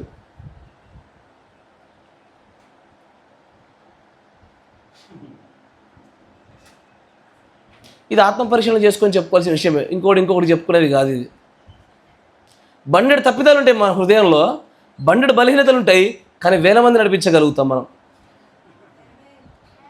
అయ్యో నేను చెప్పే విషయాలు అయ్యా నేను మరలా చెప్తున్నా, ఇది రియాలిటీలోనూ బైబిల్లో ఉన్న సమగ్ర సమాచారం చొక్కటి పెట్టి కొన్ని సంవత్సరాల తరబడి క్రైస్తవ జీవితాన్ని దేవుడు ఒక్కొక్క వ్యక్తిని ఒక్కొక్క సంఘాన్ని ఎట్లా తన యొక్క వ్యవహార శైలి ఉన్నదో చూస్తూ ఉన్నప్పుడే ఈ విషయాలు బయటపడతాయి. ఇది ఊరికే అట్లా నోట్లోంచి పేపర్ల బుక్కల పైన రాసుకొని వస్తే చెప్పే వర్తమానాలు కావు ఇవి. వారి పట్ల దేవుడి చిత్తం ఏంటంటే వారి గుండా ఇంకా దేవుడి యొక్క ప్రణాళిక నెరవేర్పులో ఏదో ఒకటి దాగి ఉన్నది. అది జరిగిన వెంటనే తీర్పు వస్తుంది. వారి ప్రణాళిక, వారి గుండా దేవుడు పెట్టుకున్నటువంటి ఆ చిత్తము నెరవేర్పు జరగడం అయిపోవానే దాని it's a time for the judgement. మనము మూటములో చదువుకోవాల్సిన సమయం వచ్చేసింది. లేదా రెండో విషయం ఏంటది, వ్యక్తిగతంగా వారికి కొంత సమయాన్ని దేవుడు ఇస్తూ ఉంటాడు మారడానికి. ఎందుకంటే రేపు పొద్దున దేవుని యొక్క సింహాసనం మీద నిలబడి నీ నామంలో అది చేయలేదా, ఇంతమందిని తీసుకురాలేదా, ఇంతమందికి స్వార్థ చెప్పలేదా, ఇంతమందికి స్వస్థత చేయలేదా, ఇంతమందికి నేను వర్తమానం చెప్పలేదా అని బాగా ప్రగల్భాలు పలికే వ్యక్తులు వీళ్ళే కనుక వీళ్ళకు అది చేసావు కాబట్టి నీకు కొంత సమయాన్ని ఇచ్చానని చెప్తాడు ఆయన. రేపటి దినాన ప్రభు దగ్గర బాగా విర్రవీగ రోజులు తెలుసా, ఈ బ్యాచే. తప్పిదాలు చేసి నేను అనర్హుని అన్నవాడు ఎవడు అక్కడ మాట్లాడు, తలదించుకున్న కింద కూర్చుంటాడు. పరిశుద్ధుడైన వాడు వాడికి మాట్లాడాల్సిన అవసరం లే, ప్రభు పక్షాన కూర్చుంటాడు వాడు. ఈ మధ్యలో బ్యాచే సమస్య. అదే దేవుడు అంటాడు, ఆ రోజున నా దగ్గరకు వచ్చి నన్ను నా ఎదురుగా నిలబడి వ్యాజ్యముని కోసము న్యాయం తీర్చమని నా ఎదురు నిలబడే వ్యక్తులు గుంపులు వీళ్ళే. ఎవరు? నీ నామంలో ప్రవచించలేదా, నీ నామంలో దయ్యాలు వెలగొట్టలేదా, నీ నామంలో ఇచ్చేయలేదా. ఆ మాట వినండి, ఆ వాక్యాన్ని లోతుల్లో గమనించడం మీకు అర్థమవుతుంది. ఏంటి, వారు దేవుని నామంలో స్వస్థత చేశారా, దయ్యాలు వెలగొచ్చారా, ఆత్మను రక్షించారా, సంఘాలు నడిపించారా, వర్తమానం బలంగా ప్రకటించారా. మరి అయిన వాళ్ళగా గతి ఎందుకు పట్టింది అంటే వారి రహస్య పాపాలలో ఈ దేవుని చిత్తమైనటువంటి ఈ ప్రణాళిక నెరవేర్పు జరిగేంత వరకే దేవుడు వాటి సహిస్తూ వచ్చాడు ఆయన. అంటే దేవుని చిత్తం ఏంటిది, నేను నియమించుకున్నటువంటి పలానా వ్యక్తి దగ్గరికి వెళ్ళి నువ్వు స్వస్థత చేయాలి, నీ గుండెని నియమించుకున్నాను కనుక, నా ప్రణాళిక అది ఉంది కనుక, అదిగో ఆ కార్యం జరిగిన వెంటనే నేను తీసేసాను రంగం మీదకి వెళ్ళి. నా మాట వింటున్నారా? Praise the lord. నీకుండా కొంతమందికి సువార్త తెలియాల్సింది ఉంది. అది తెలియపరచబడిన వెంటనే నీ రహస్య పాపములను బట్టి విశ్వాసి నీకు తొందరలో శిక్ష వస్తుంది. అందుకే కొంతమంది కాపర్ల యొక్క జీవితాలు చూసినా, పరిచయాలు చూసినా మన ఎవరిని వ్యక్తిగత గుర్తించాల్సిన అవసరం లేదు. సిద్ధాంతాలు మాట్లాడుకుందాం, concept. We need the law of sin కదా. పాపం నియమాన్ని చూస్తున్నాం మనం కనుక మనం ఎవరు చూడాల్సి అక్కర్లే. కొంతమంది భీకరమైన తప్పిదాలు, రెండు పెళ్ళిళ్ళు, రెండో పెళ్లి చేసుకోవడం కోసం మొదటి భార్యను చంపినటువంటి కాపురం లేకపోలేదు. ఇంటర్ మెసేజ్లోనే మాట్లాడుతున్నాను. ఇలాంటి వాళ్ళు సైతం ఇంకా సేవలు చేస్తానే వాళ్ళు సంఘాలు నడుపుతున్నట్టు కనబడతా ఉంది. మరి అయినా దేవుడు వారి పట్ల ఎందుకు దీర్ఘశాంతం కనిపిస్తున్నాడు ఆయన? ఎందుకంటే వారి గుండా కొన్ని విత్తనాలు విత్తబడి వారు కొంతకాలం అక్కడ ఉండి తర్వాత వారు మేలైనటువంటి పరిచరణకు వారు మార్పు చెందబడ కొరకే. అది అంతే. అది నా మాట వింటున్నారా? వ్యక్తిగతమైనటువంటి సమయం ఇవ్వడం వేరు, దేవుడి ప్రణాళిక నెరవేర్పు జరిగేంత వరకు ఆ పాపాన్ని దేవుడు సహించడం వేరు. ఇది తెలిస్తే ఇకపైన నీ ఎదురుగా తప్పుదం చేస్తున్న ప్రతి ఒక్కరి పట్ల నీ జ్ఞానం కలిగి ఉంటావు. ఏమని? జరగండి, నీ గుండా ఇంకొన్ని పనులు జరగాల్సింది ఉంది, కానీ నీ గుండా దేవుడి ప్రణాళిక ఇంకొంచెం నెరవేర్పు జరగాల్సింది, అది జరగని. ఒక రోజున మళ్ళీ నువ్వు అంటావుగా, ప్రభు నీ నామంలో నేను 100 సంఘాలుగా ఇచ్చా, 1000 మంది రక్షించాం, 100 మంది కొన్ని లక్షల మందికి స్వస్థతలు చేశాం, నువ్వు చాలా చెప్తావు ఆ రోజున. దానికి దేవుడు బదులుగా అందుకే నువ్వు మారడానికి నేను సమయాన్ని ఇచ్చానని చెప్పడానికైనా సరే నీకు సమయాన్ని ఇస్తూనే ఉంటాడు ఆయన. Praise the Lord. మరి అంతేకాకుండా హెబ్రీ పత్రికలో పౌలు గారు అంటారు, యోగ్యమైనది బయటపడాలంటే భిన్నములనే ఉండక మానవు అంటాడు ఆయన. ఎంత వర్తమానం అని చెప్పి సంఘశాఖల నుంచి ఒక సహోదరుడు వర్తమానమే సరి అయినదని ముందుకు వచ్చి దీనిలోకి చేరినాను, దీంట్లో కూడా భిన్నములనేవి కనబడకుండా ఉండవు. ఆమేన్. మొన్న మధ్యలో మనం వెళ్ళినటువంటి ఆ కుటుంబంలో కూడా, ఆంధ్రలో, తెలంగాణలో కూడా ఉంది కానీ ఈ విషయం ఆంధ్రలో మరీ ఇది చాలా ఉద్రిక్తంగా ఉంది. అక్కడ మేఘాన్ని గురించినటువంటి బోధ ఉండడం కాదు, దానిపైన ఉన్నటువంటి భిన్నాభిప్రాయాలు. మేఘం అనేది ఒక రాకడని, మరొకరు సూచన అని. సూచన అన్నవాడికి రాకడన్నవాడికి సంబంధమే లేదు అసలు. ఒకరినొకరు మొహం కనిపిస్తుంటే ప్రయోజనాలు కూడా చెప్పుకోలేని పరిస్థితిలో ఉన్నారు. వీరు వారిని, వారు వీరిని, మీరు క్రైస్తవులే కాదని చెప్పుకునే స్థాయికి వచ్చేసారు, అంటే మీరు వధువే కాదని చెప్పుకునే స్థాయికి వచ్చేసారు. ప్రభు కృపం బట్టి మనకు చివరి 5వ వర్తమానం దాని మీదనే చెప్పడానికి ప్రభు మనకు అనుమతించినాడు. దానిలో చాలా విషయాలు చెప్పవలసి ఉన్నాయి, కొన్ని మాత్రమే మచ్చుకు చెప్పడం జరిగింది. అక్కడ వి బిలీవ్, మనం నమ్ముతున్నాం. దాంట్లో కొంతమంది అయినా సరే అలాంటి ఒక చక్కర్లోంచి, అలాంటి ఒక యుద్ధాల నుంచి, వాగ్వాదాల నుంచి బయటకు వచ్చి సత్యాన్ని తెలుసుకుంటారని నమ్ముతున్నాం మనం. Praise the Lord. చాలా రకాలైనటువంటి తప్పిదాలు చేస్తున్న విశ్వాసాలు కనబడుతూనే ఉంటారు. నా మాట జాగ్రత్త వినండి. ఒక విశ్వాసం చూడండి, మీరు ఎవరిని మనసులో పెట్టుకోకండి. మనసులో ఏదైనా పిక్చర్ పెట్టుకుని తీర్పు తెచ్చినట్టు అయితే జాగ్రత్త. చెప్తున్నాడు వినండి అంతే.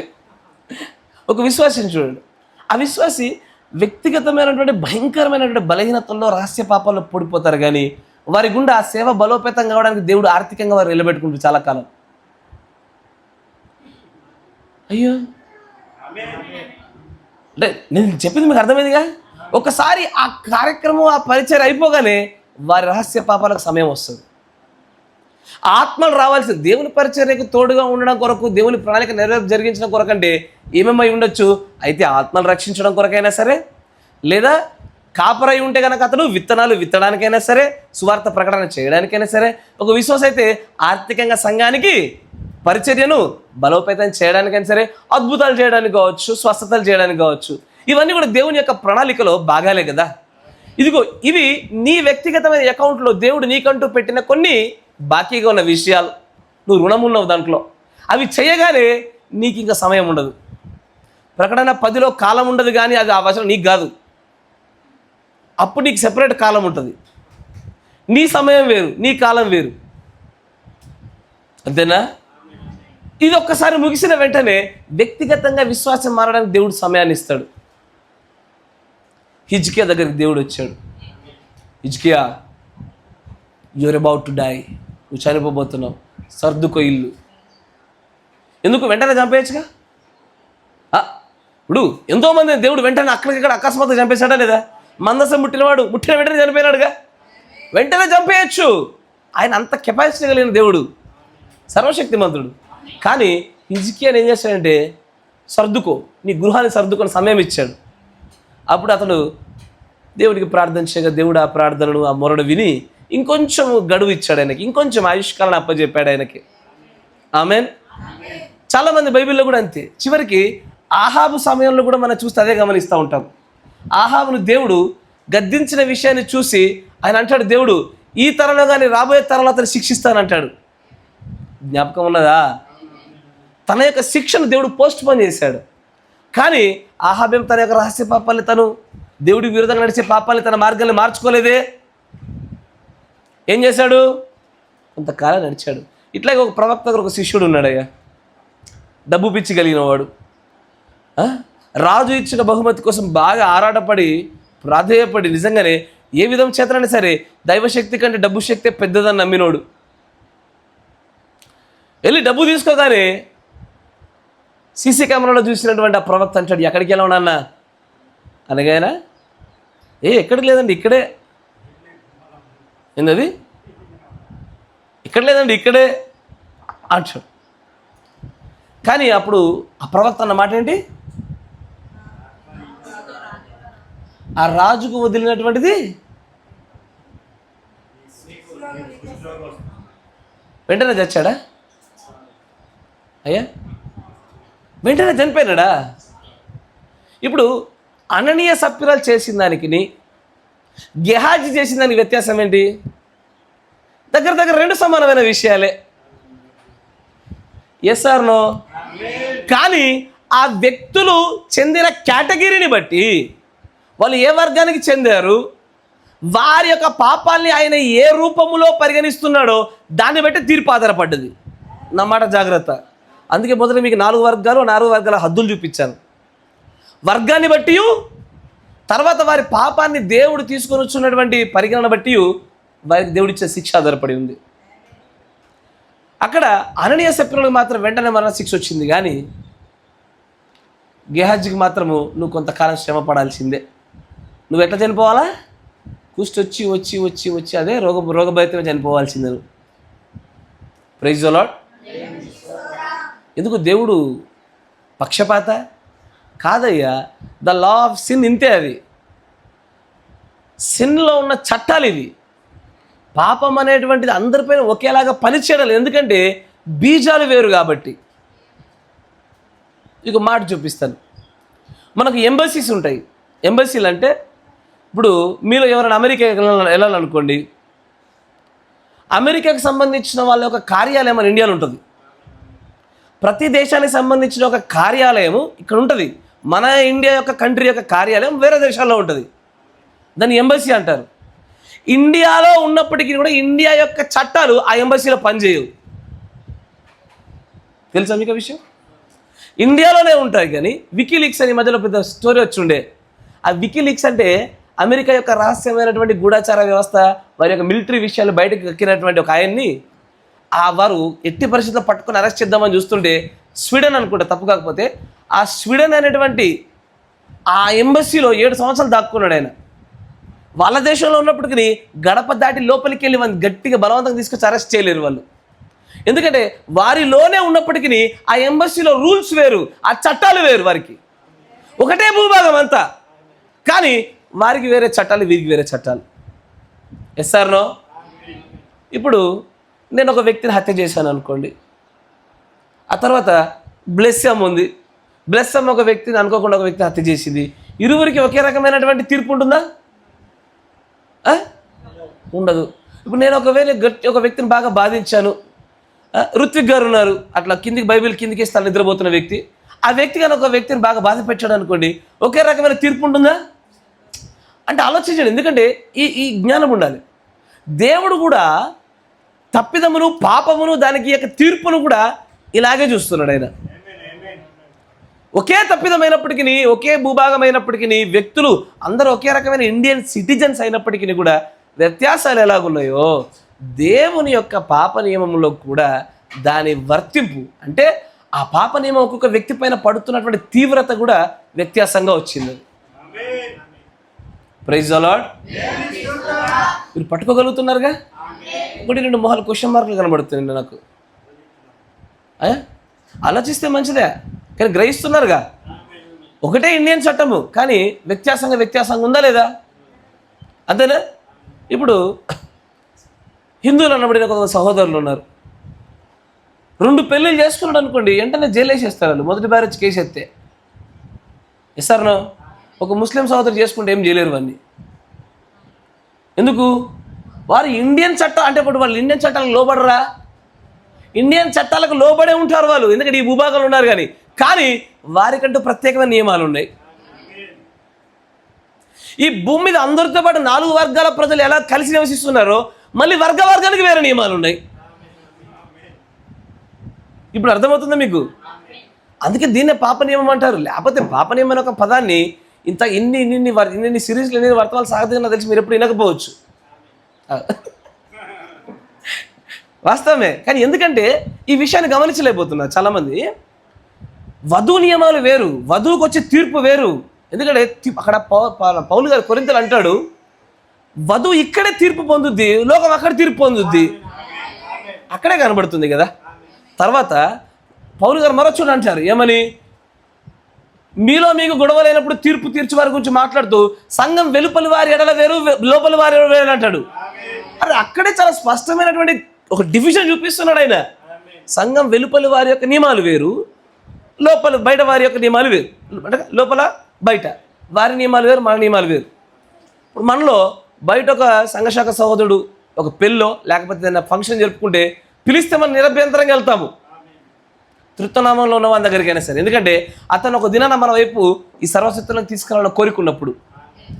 కానీ మనలోనే ఒకడు సర్వశక్తిని విని అనుభవ జ్ఞానం పొందినవాడు వెళ్ళి అట్లాంటి పని చేస్తే ఇంటి గడప కూడా ఒక్క రోజున సేమ్ పని, same function, same cost, same భోజనాలు, ఐటెంలో కూడా తేడా లేదు. అయినా సరే అడుగుదు ఒక్కం అక్కడ. ఎందుకంటే సంఘం వెలుపరి వాడేలా లోపలి వ్యత్యాసమైన నియమాలు ఉన్నాయి. రెండోది వధువు కూడా తీర్పు ఇక్కడ వేరే తీర్పు ఉన్నది, ఇక్కడే మనకు తీర్పు ఉంటుంది. సర్వలోకానికి మాత్రం ధవల సింహాసనానికి తీర్పు ఉన్నది. తీర్పుల్లో వ్యత్యాసాలు ఉన్నాయి, చట్టాల్లో వ్యత్యాసాలు ఉన్నాయి, పరిగణిస్తున్న విధానంలో వ్యత్యాసాలు కనబడతా ఉన్నాయి. ఇవన్నీ చూడకపోతే ఎట్లాగా? కాకపోతే ప్రతి క్రైస్తవుడికి ఒక గుడ్డి నమ్మకం ఉంటుంది. ఏమని? అమ్మా దేవుడు మాత్రం ఈ 3 వర్గాల్లో లాస్ట్ వర్గం ఏదైతే ఉంటుందో దేవుడు క్షమించుకునే వర్గము, అది నేనే, నా ప్రభువు నన్ను క్షమిస్తాడు, నా తండ్రి నన్ను క్షమించకపోతే ఎట్లా? అందుకే 10 లక్షల్లో ఒక్కడు. ఈ భ్రమంలో బతికే వాళ్ళు 10 లక్షల మంది క్రైస్తవుల్లో 9,99,998 మంది వాళ్ళే. ఎవరు? నన్ను నా తండ్రి కాకపోతే ఇంకెవరికి క్షమిస్తారయ్యా, నా ప్రభు నన్ను ఎలవెల్ల మన్నిస్తాడు అని భ్రమలో బతికే క్రైస్తవుల పరిస్థితి ఎక్కువ. Praise the Lord. నా మాట మీకు అర్థమవుతుందిగా, గ్రహిస్తున్నారుగా? కానీ చట్టాలు వేరు, పాప నియమం యొక్క చట్టాలు వేరు, అక్కడ కేటగిరీ వేరు, దాన్ని దేవుడు తీస్తున్న విధానం వేరు. ఇప్పుడు మీరు ఇక్కడ కోర్టులో చూడండి అయ్యా, ఒక మానభంగం కేసు చూడండి, ఒక ఉగ్రవాద కేసు చూడండి, పక్కన ఒక భూ వివాదానికి సంబంధించిన కేసు చూడండి. ఈ రెండిట్లలో కోర్టు దేన్ని ముందుకు తీసుకుంటుంది? భూ వివాదాన్ని, ఉగ్రవాదాన్ని, మరి రేప్ అనే కేసుని తొందరగా టేకప్ చేస్తుంది. ఇమ్మీడియట్ తీర్పు దానికి ఏంటది? ఇమ్మీడియట్గా తీర్పు ఇచ్చేస్తారు వాళ్ళు దానికి, ఎందుకంటే చాలా ఇంపార్టెంట్ కాబట్టి అది. తర్వాత భూ వివాదాలు ఉంటాయి, సాగుతూ ఉంటాయి స్టోరీలు. అవి ఎప్పుడో 4-5 సంవత్సరాల తర్వాత తీర్పు వస్తుంది. యాక్సిడెంట్ కేసులు చూడండి ఒకసారి మీరు. పోనీ ఒక రాజకీయ నాయకుని పైన ఒక అవినీతి ఆరోపణ జరిగిందనుకోండి, వాడికి పెట్టిన కేసు తీర్పు వచ్చే లోపల వాడు మంచి వృద్ధాప్య దశలో చచ్చిపోతున్నాడు. అప్పటిదాకా తీర్పు పూర్తి బయటకు రాదు. అది నా మాట అర్థమైంది. అంటే కోర్టు కూడా కొన్నిటికి ఇమ్మీడియట్ తీర్పు ఇచ్చేస్తున్నాయి, కొన్ని సాగదీస్తున్నాయి, కొన్ని ఎలకాలం సాగుతూ ఉంటాయి. కరెక్టేనా? దేన్ని బట్టాయి అంటే నా మాట వినండి, ఇక్కడ దేవుడు కొన్ని విషయాలు పరిగణలోకి తీసుకుంటున్నాడు. ఒకటి, ముద్దంతటిని పులిసింపజేసేటువంటి పాపము వలన గనక ఏ విశ్వాసమైనటువంటి దోషిగా ఎంచబడితే, ఏంటది? ముద్దంతటిని పులిసింపజేసేటువంటి, మందునంతటిని ప్రేరేపించి పాపంలో పడవేసేటువంటి, తప్పిదాలు కలిగినటువంటి రహస్య పాపాలున్న విశ్వాసి పట్ల ఇమ్మీడియట్ జడ్జిమెంట్. ఆకాను చేసింది మరొకడు చేయకుండా ఉండులాగా దేవుడు చేశాడు. అననీయ సప్పిరాలు చేసింది ఆ దినమున ప్రథమ సంఘ కాలంలో, ఆ గొప్ప సేవ ప్రారంభం జరగవలసిన దినాల్లో మరి ఒక్కడు అలాగూ ప్రేరేపించబడకుండా ఉండకపోయి దేవుడు చేసి చూపించాడు. మీకు అర్థమవుతుందా? Praise the Lord. కానీ వేరైజ్ మరికొన్ని చోట్ల చూస్తుండే ప్రభు కొంతకాలం ఎదురు చూస్తున్నాడు. విశ్వాసి, నేను మీ అందరితో వ్యక్తిగతంగా మాట్లాడుతున్నా, ప్రభు నీ పట్ల ఇంకా ఓపిక చూపుతున్నాడంటే నీ వల్ల బహుశా ఆయన ప్రణాళికలో ఏదో కొద్ది గొప్ప పని మిగిలిపోయి ఉండాలా, లేదా నీకంటూ కొంత సమయాన్ని ఇస్తూ ఉండాలా. ఆయన ఇచ్చిన ఆ సమయంలోగానే మార్పు చెందు, లేదా ఆ తీర్పు తొందరలోనే దగ్గరలోనే ఉంది. ఆ తీర్పుని ఎవడు ఆపలేడు, ఆ తీర్పుని ఎవరు కూడా నియంత్రించలేరు. Praise the lord. ఈ రెండు అర్థమైనాయిగా. ఇంకో 10 ఉదాహరణలు చెప్పనా? ఈ కేటగిరీ కింద చేస్తే మీకు బైబిల్ అందరూ కనబడతారు. కరెక్టేనా? ఇమ్మీడియట్గా తీర్పు తీర్చబడిన వారు కనబడతారు, కొంతమంది తప్పులు దేవుడు కొంతకాలం సహించింది కనబడతాయి. Yes or no? కరెక్టేనా? మరొక కేటగిరీ చూద్దాం, గమనించండి. ఇక్కడ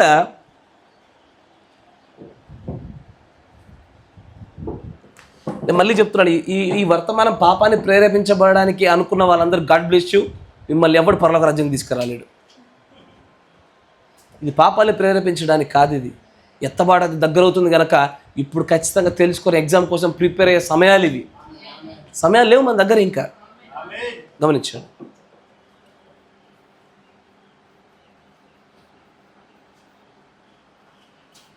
బోర్డు పడుతుందా?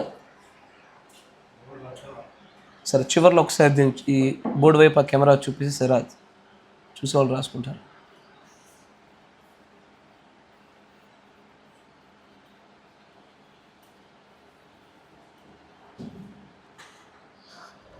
The more you sin, the more you sanctify.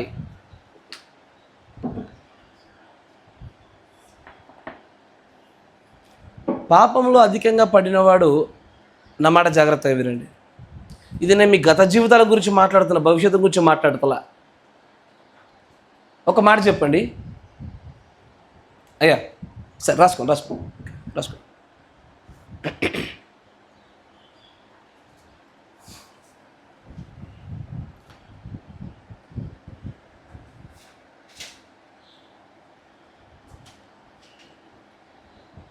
Praise the Lord. ప్రకటన గ్రంథంలో 14వ అధ్యాయంలో ఒక మాట ఉంటుంది. ఏమని? వారు గొర్రెపిల్ల కీర్తనయు మోషే కీర్తనయు పాడుచుడు. ఉందా? Praise the Lord. గొర్రెపిల్ల కీర్తన, మోషే కీర్తన ఎవరు పాడతారు? నా మాట జాగ్రత్తగా చూడండి. దేవదూతలు ఎప్పుడైనా సరే విమోచనను గురించి పాడే అవకాశం ఉన్నదా అంటూ పౌలు గారు అంటారు. ఆ మాట ప్రవక్త కూడా అంటాడు, no angel can sing the songs of redemption. కరెక్టేనా? ఏ దేవదూత అయినా సరే విమోచన గురించి పాడలేరు, ఆనందించలేరు. ఇప్పుడు ఒక విషయం చెప్తా చూడండి. ఇద్దరు వ్యక్తులు నిలబడినారు. ఇక్కడ మీకు ఆదరణ కనబడాలా, మీకు కొంచెం భయభక్తులు కూడా చెప్పాలి. ఇక్కడ ఇద్దరు వ్యక్తులు నిలబడినారు. ఈ వ్యక్తి క్రీస్తులో రక్షించబడిన తర్వాత, ప్రైజ్ ది లార్డ్, లేచి నిలబడదు. ఆరోగ్యం బాగాలేని వాళ్ళు కూర్చోండి, కానీ మీతో లేచి నిలబడండి.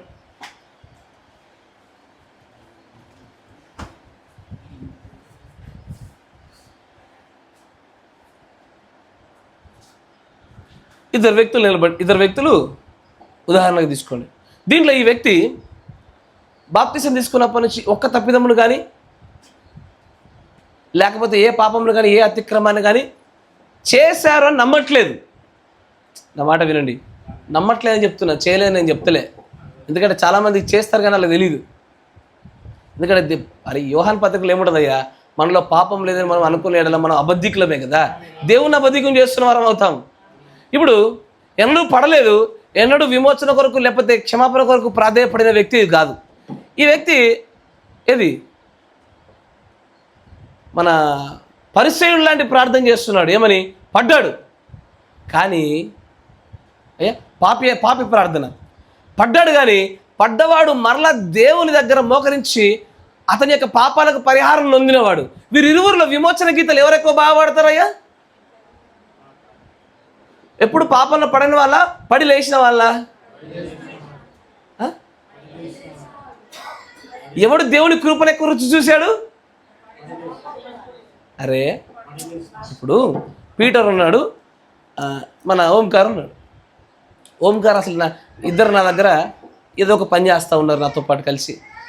ఓంకార్ ఎప్పుడు ఏ తప్పిదము చేయలేదు. అసలు ఒక్కసారైనా సరే నా దగ్గర ఏ ఒక్క మాట కూడా అనిపించుకునేటువంటి స్థితిలో లేడు. కానీ పీటరు ప్రతి 2 రోజులకోసారి ఏదో ఒక నన్ను గెలుపుతాడు, నన్ను బాధ పెడతాడు, ఇబ్బంది పెడతాడు. మళ్ళీ నేను క్షమించుకొని మళ్ళీ మేము కలిసిపోతూనే ఉన్నాం. ఈ ఇరువురిలో ఎవరిని ఎక్కువ ప్రేమిస్తాను?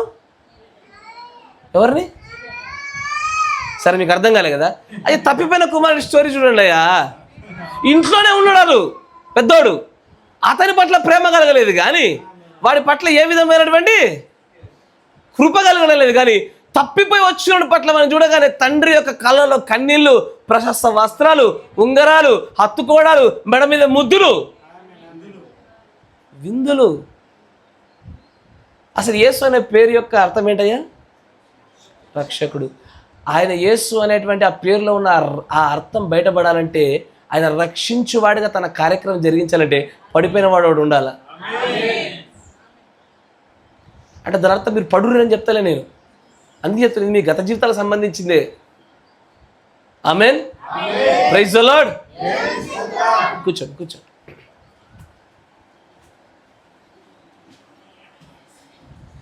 Praise the lord. నా మాట మీకు అర్థమవుతుందా? అందుకే మోషే కీర్తన, గొర్రెపిల్ల కీర్తన. మోషే కీర్తన ఎవడు పాడతాడు? నేను ఆజ్ఞల ప్రకారం నడిచా, ఉపవాసాలు చేసా, దశంభాగాలు కట్టా, స్వస్థతలు చేసా, అది చేసి ఇది చేసా, మొత్తం నేను పక్కా ఆజ్ఞలలోనే జీవిస్తున్నా, నేను నాలో తప్పిదం లేదు. వీడెప్పుడు కూడా మోషే కీర్తనలో పాడతాడు ఇలాంటి వాడు.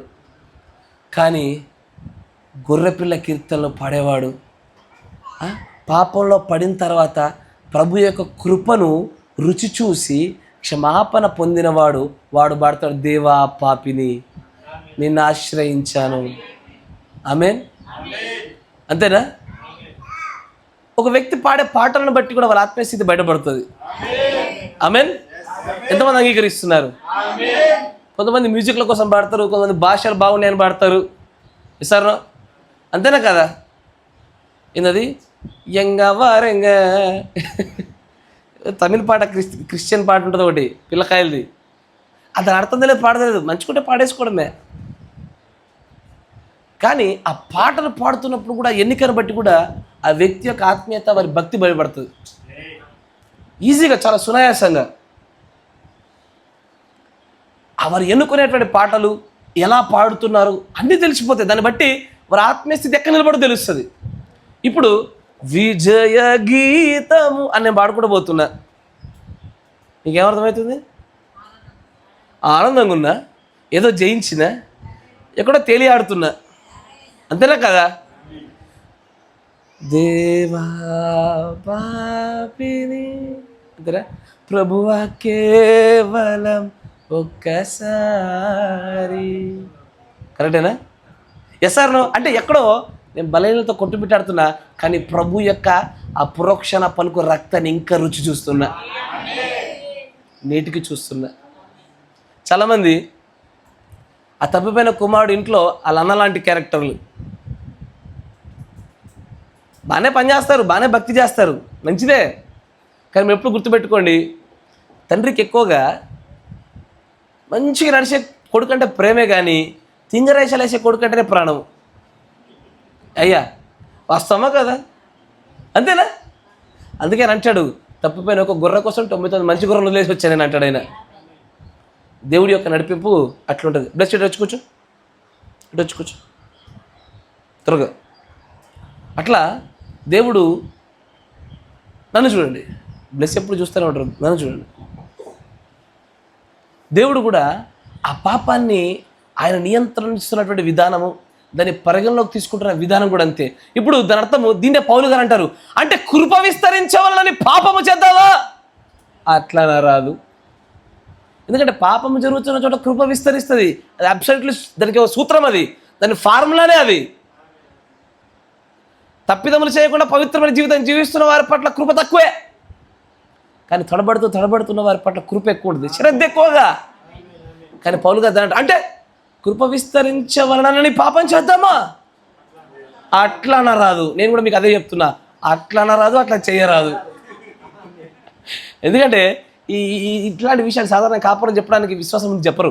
ఎందుకంటే ఎక్కడ వాళ్ళ యొక్క మిడిమిడి జ్ఞానం చేత తప్పిదాలు చేసి మళ్ళీ ప్రభు క్షమిస్తారని కృపపైన ఆధారపడతారేమోనని నిలిచిపోతారు. కానీ ఇది సమయం కాదయ్యా, ఎత్తబడుకు సమయం దగ్గర పడ్డది, ఇక టైం లేదు, సిలబస్ ఎండ్ చేయాలి తొందరగా.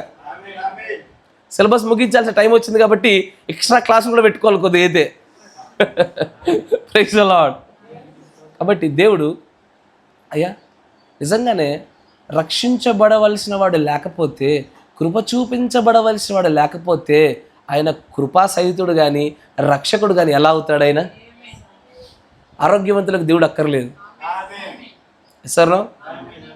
అందుకే పరిశుద్ధాత్మత నింపబడిన తర్వాత సరే బ్రహ్మం గారు లాంటి వాళ్ళు ఏది ఈ కాలంలో మొదటి పనగా అల్లాడింపజేయబడిన వాడు సైతము చిన్న చిన్న తప్పిదాలు చేసినప్పుడు కృప కొరకు ఎదురు చూడాల్సి వచ్చింది, రక్షణ కోసం ఎదురు చూడాల్సి వచ్చింది.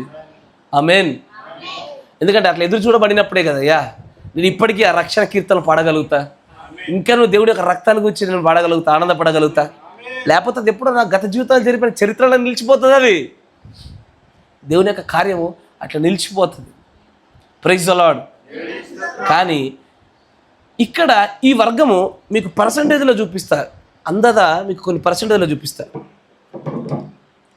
ఇక్కడ కొంతమంది ఉంటారు, నియర్లీ 10 to 15% ఉంటారు అందదా. ఏది తప్పు చేసిన వెంటనే ఇమ్మీడియట్గా తీర్పు పొందుకునే వాళ్ళు.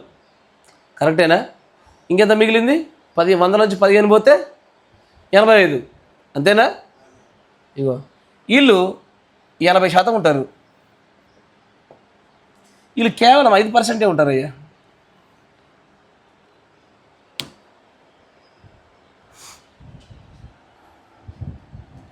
ఆ రేషియో చూడండి. ఎందుకంటే అందరూ నేను తప్పు చేసినప్పుడు దీనికి ఎందుకు వస్తాను, నన్ను కూడా క్షమిస్తాడు అనుకునేరు.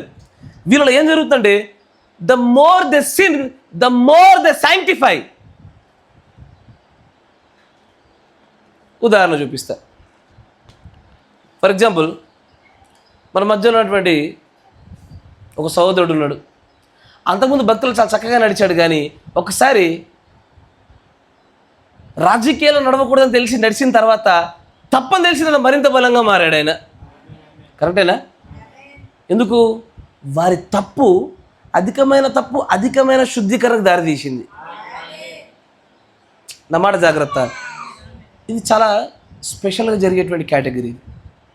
చాలామంది విశ్వాసులకు జ్ఞానం, కాపల జ్ఞానం ఎట్లుంటుందంటే, తెలిసి చేశారు అంతే, ఇక అయిపోయి వాళ్ళ నరకంకే. ఓర్ని పాప నియమమైన పుస్తకమే నీకు తెలియదు. అసలు ఏం మాట్లాడుతున్నారు మీరు?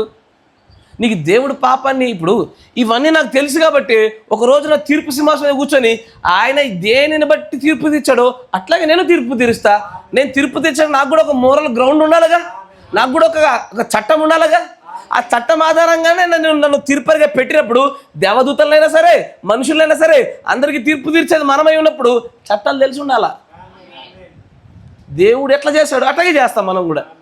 గుడ్డిగా పెట్టాడు నన్ను తీర్పు, నాకు ఇచ్చాడు ఇక సీట్ అని చెప్పేసి నువ్వు అటు ఎత్తుకపోండి విని అట్లుండవు ఇవి. అట్లా కాదు, ప్రభు ఎలాగనే ఏలాడో అలాగే ఏలాల. ఆయన ఎట్లా తీర్పు తెచ్చాడు, ఆయన ఎట్లా కనికరపూర్ణుడు అనుకున్నాడు. ఆయన కనికరపూర్ణుడైతే ఆయన పిల్లలు కనికరపూర్ణులే, అంతేనేగా. మనం అట్లాగే నడుచుకుంటాం. నియమాలు తెలిసి ఉండాలా. ఏ పాపాన్ని ఏ సందర్భాలు ఎట్లా చూశారు, ఏ కేటగిరీ అది, వారి యొక్క పాపాన్ని ఎట్లా తీసుకోవాలి, అవన్నీ చూడకుండా తీర్పురికే తీర్చాడు దేవుడు. ఆయన వెంటనే దేవుడు తీర్పు తీర్చాడు వెంటనే. చాలా జాగ్రత్తగా గమనించి ఇక్కడ 2 సమయాల గ్రంథము, సరే వద్దులేండి సమయం దృష్టిలో పెట్టుకొని చెప్దాం. సమయాల గ్రంథంలో ఒక మాట ఉంటుంది, ఏమని? సరే దావీదు పాపం చేసిన సమయం తీయండి. దావీదు దగ్గరికి వచ్చి ప్రవక్త నేరుగా అతన్ని గద్దిస్తున్న విధానం చూడండి.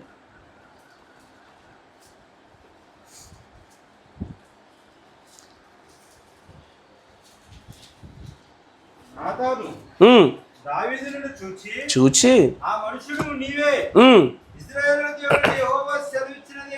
గమనించండి అయ్యా, నేను చెప్పాను చూసారా, ప్రభు ఎలాగో పాపాన్ని పరిగణలోకి తీసుకొని నియంత్రిస్తూ తీర్పు తీరుస్తాడో ఆయన పిల్లలు అదే మెంటాలిటీ కలిగి ఉంటారు. జాగ్రత్త చూడండి, చదవండి. ఏమనగా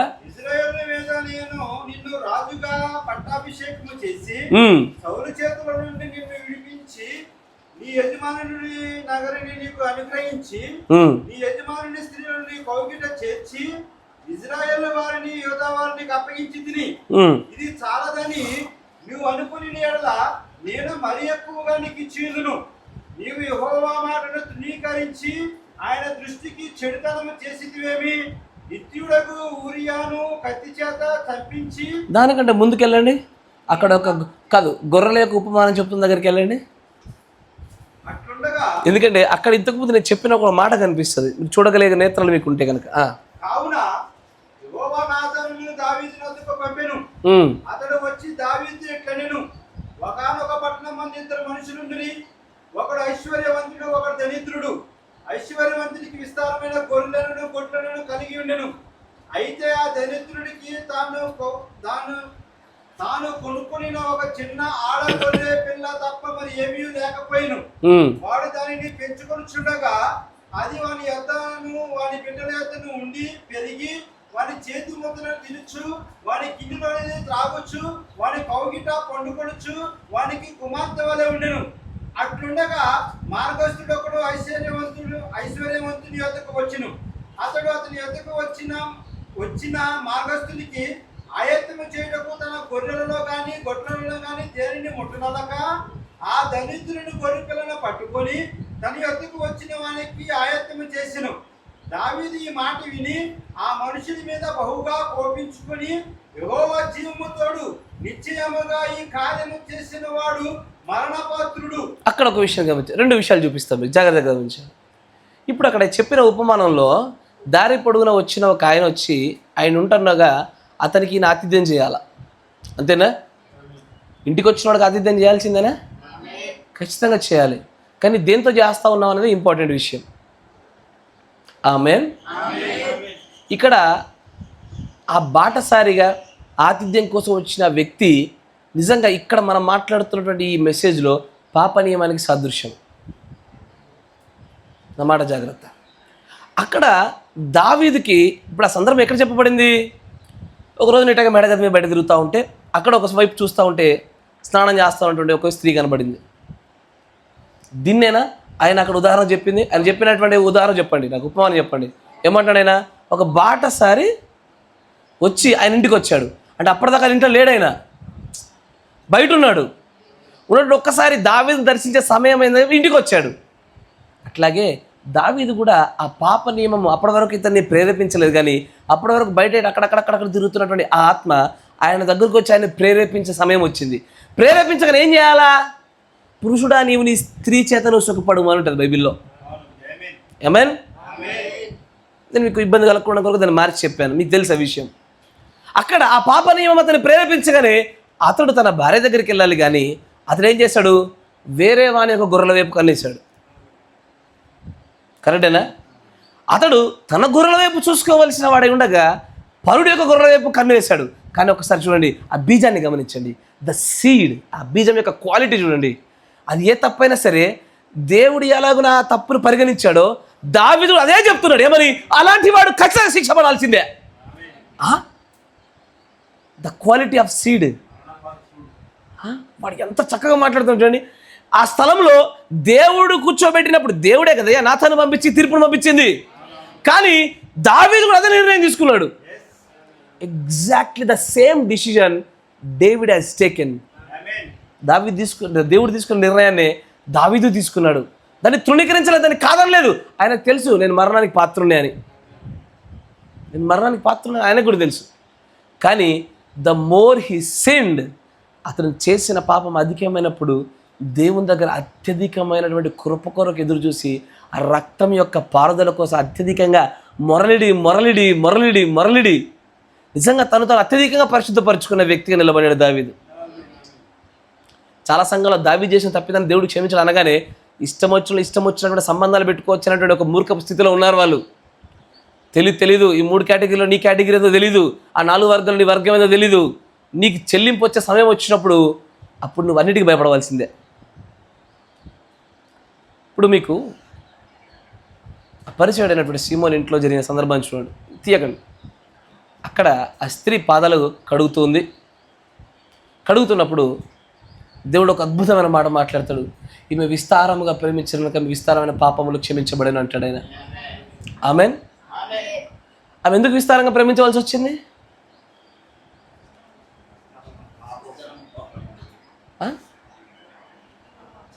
ఎందుకు విస్తారంగా ప్రేమించబడాల్సి వచ్చింది? ఎందుకంటే ఆమె పాపాలు అంత విస్తారమైనవి కాబట్టి. నా మాట వింటున్నారా? నేను ఒక తప్పిదం చేశా, పీటర్ గారు నన్ను క్షమించేశాడు. కానీ ఓంకార్ 100 తప్పిదాలు చేశాడు, 100 సార్లు పీటర్ అతన్ని క్షమించాడు. ఇప్పుడు పీటర్ని మా ఇద్దరు ఎవరు ఎక్కువ ప్రేమిస్తారు? ఆబ్వియస్లీ నువ్వే ఎక్కువ ప్రేమిస్తావు నాకంటే నువ్వు. ఎందుకంటే 100 సార్లు క్షమించబడ్డావు, 100 సార్లు కృప చూసావు, 100 సార్లు ప్రభు యొక్క ప్రేమలో మరలా ఉన్నావు నువ్వు. ఇది మిమ్మల్ని పాపం చేయడానికి కాదు, కానీ ప్రభు యొక్క చిత్తము నెరవేర్పు అలాగ సాగుతుంది. అది ఆ చట్టం అంతే. నా మాట వింటున్నారా? ఇక్కడ విచారణ అవసరం అవుతుంది. మీకు ప్రారంభంలో చెప్పాను చూసారా, ఒక స్త్రీ పాత నిబంధనలో తప్పిదం చేస్తూ ఉంటే బూడిద కలిపినటువంటి నీళ్లు తాగాలి. విచారణ అవసరం. అంటే అక్కడ దేవుడు చాలా విషయాలు పరిగణలోకి తీసుకుంటాడు. దేవాలయ సమగ్ర రొట్టెలు తిన్నప్పుడు దేవుడు పరిగణలోకి తీసుకున్నాడు. ఎవరి కోసం చేశాడు? ఎప్పుడు చేయవలసి వచ్చింది? ఎందుకు చేయవలసి వచ్చింది? ఎస్, ఆ విచారణ కూడా చూస్తుంటే నువ్వు నిర్దోషివి దావీదు అన్నాడు ఆయన. నా మాట వింటున్నారా? మరి దావీదు చేసిన తప్పిదాన్ని బట్టి దేవుడు అక్కడ ఉన్నటువంటి ఇశ్రాయేలు అందరిని చంపుతున్నప్పుడు కూడా ఈ తప్పిదంలో నుంచి కూడా ఎట్లా మాట్లాడగలిగాడు దావీదు? తన పాపములకు పరిహారం పొందినవాడు దేవుడు ఎట్లా చెప్పగలుగుతున్నాడు ఆయన అంటే, ఆ ఇజ్రాయిల్ కొరకు గమనించండి, ద క్వాలిటీ ఆఫ్ సీడ్. ప్రజల కోసం ప్రాణం పెట్టిన క్రీస్తు లక్షణము దావీదులో కనబడుతుంది. నన్ను చంపి దాటిపోయేలాగకి నన్ను చంపు. That is the quality of seed. ఆ నిజమైన విత్తనంలో ఉండేటువంటి ఆ లక్షణం అట్లా ఉంటుంది. అందుకే దేవుడు మాట అన్నాడు, నీ యొక్క స్నేహితుని కొరకు నువ్వు ప్రాణం పెట్టావనుకో, నీకన్నా బాగా ప్రేమించినోడు లేడు, నీ పరలోక రాజ్యాన్ని ఆపగలిగే శక్తిమంతుడు ఎవడు లేడు నీకు. కానీ అది క్రీస్తు ప్రేమలో చేయాలా. అర్థమైందా? క్రీస్తు ప్రేమలో. ఎందుకంటే పనికి మాలినటువంటి లవ్లు ఇప్పుడు ఉన్నాయి. ఏంది? యవనస్తులు ప్రేమించుకొని అబ్బో నేను ప్రేమించిన దానికి వేరే ఇచ్చి పెళ్లి చేశారని చెప్పి నువ్వు చచ్చిపోయావు అనుకో, చూసిన దానికోసం నేను చచ్చిపోయేంత ప్రేమ నాలో ఉంది, నేను పరలోక రాజ్యం పోతా.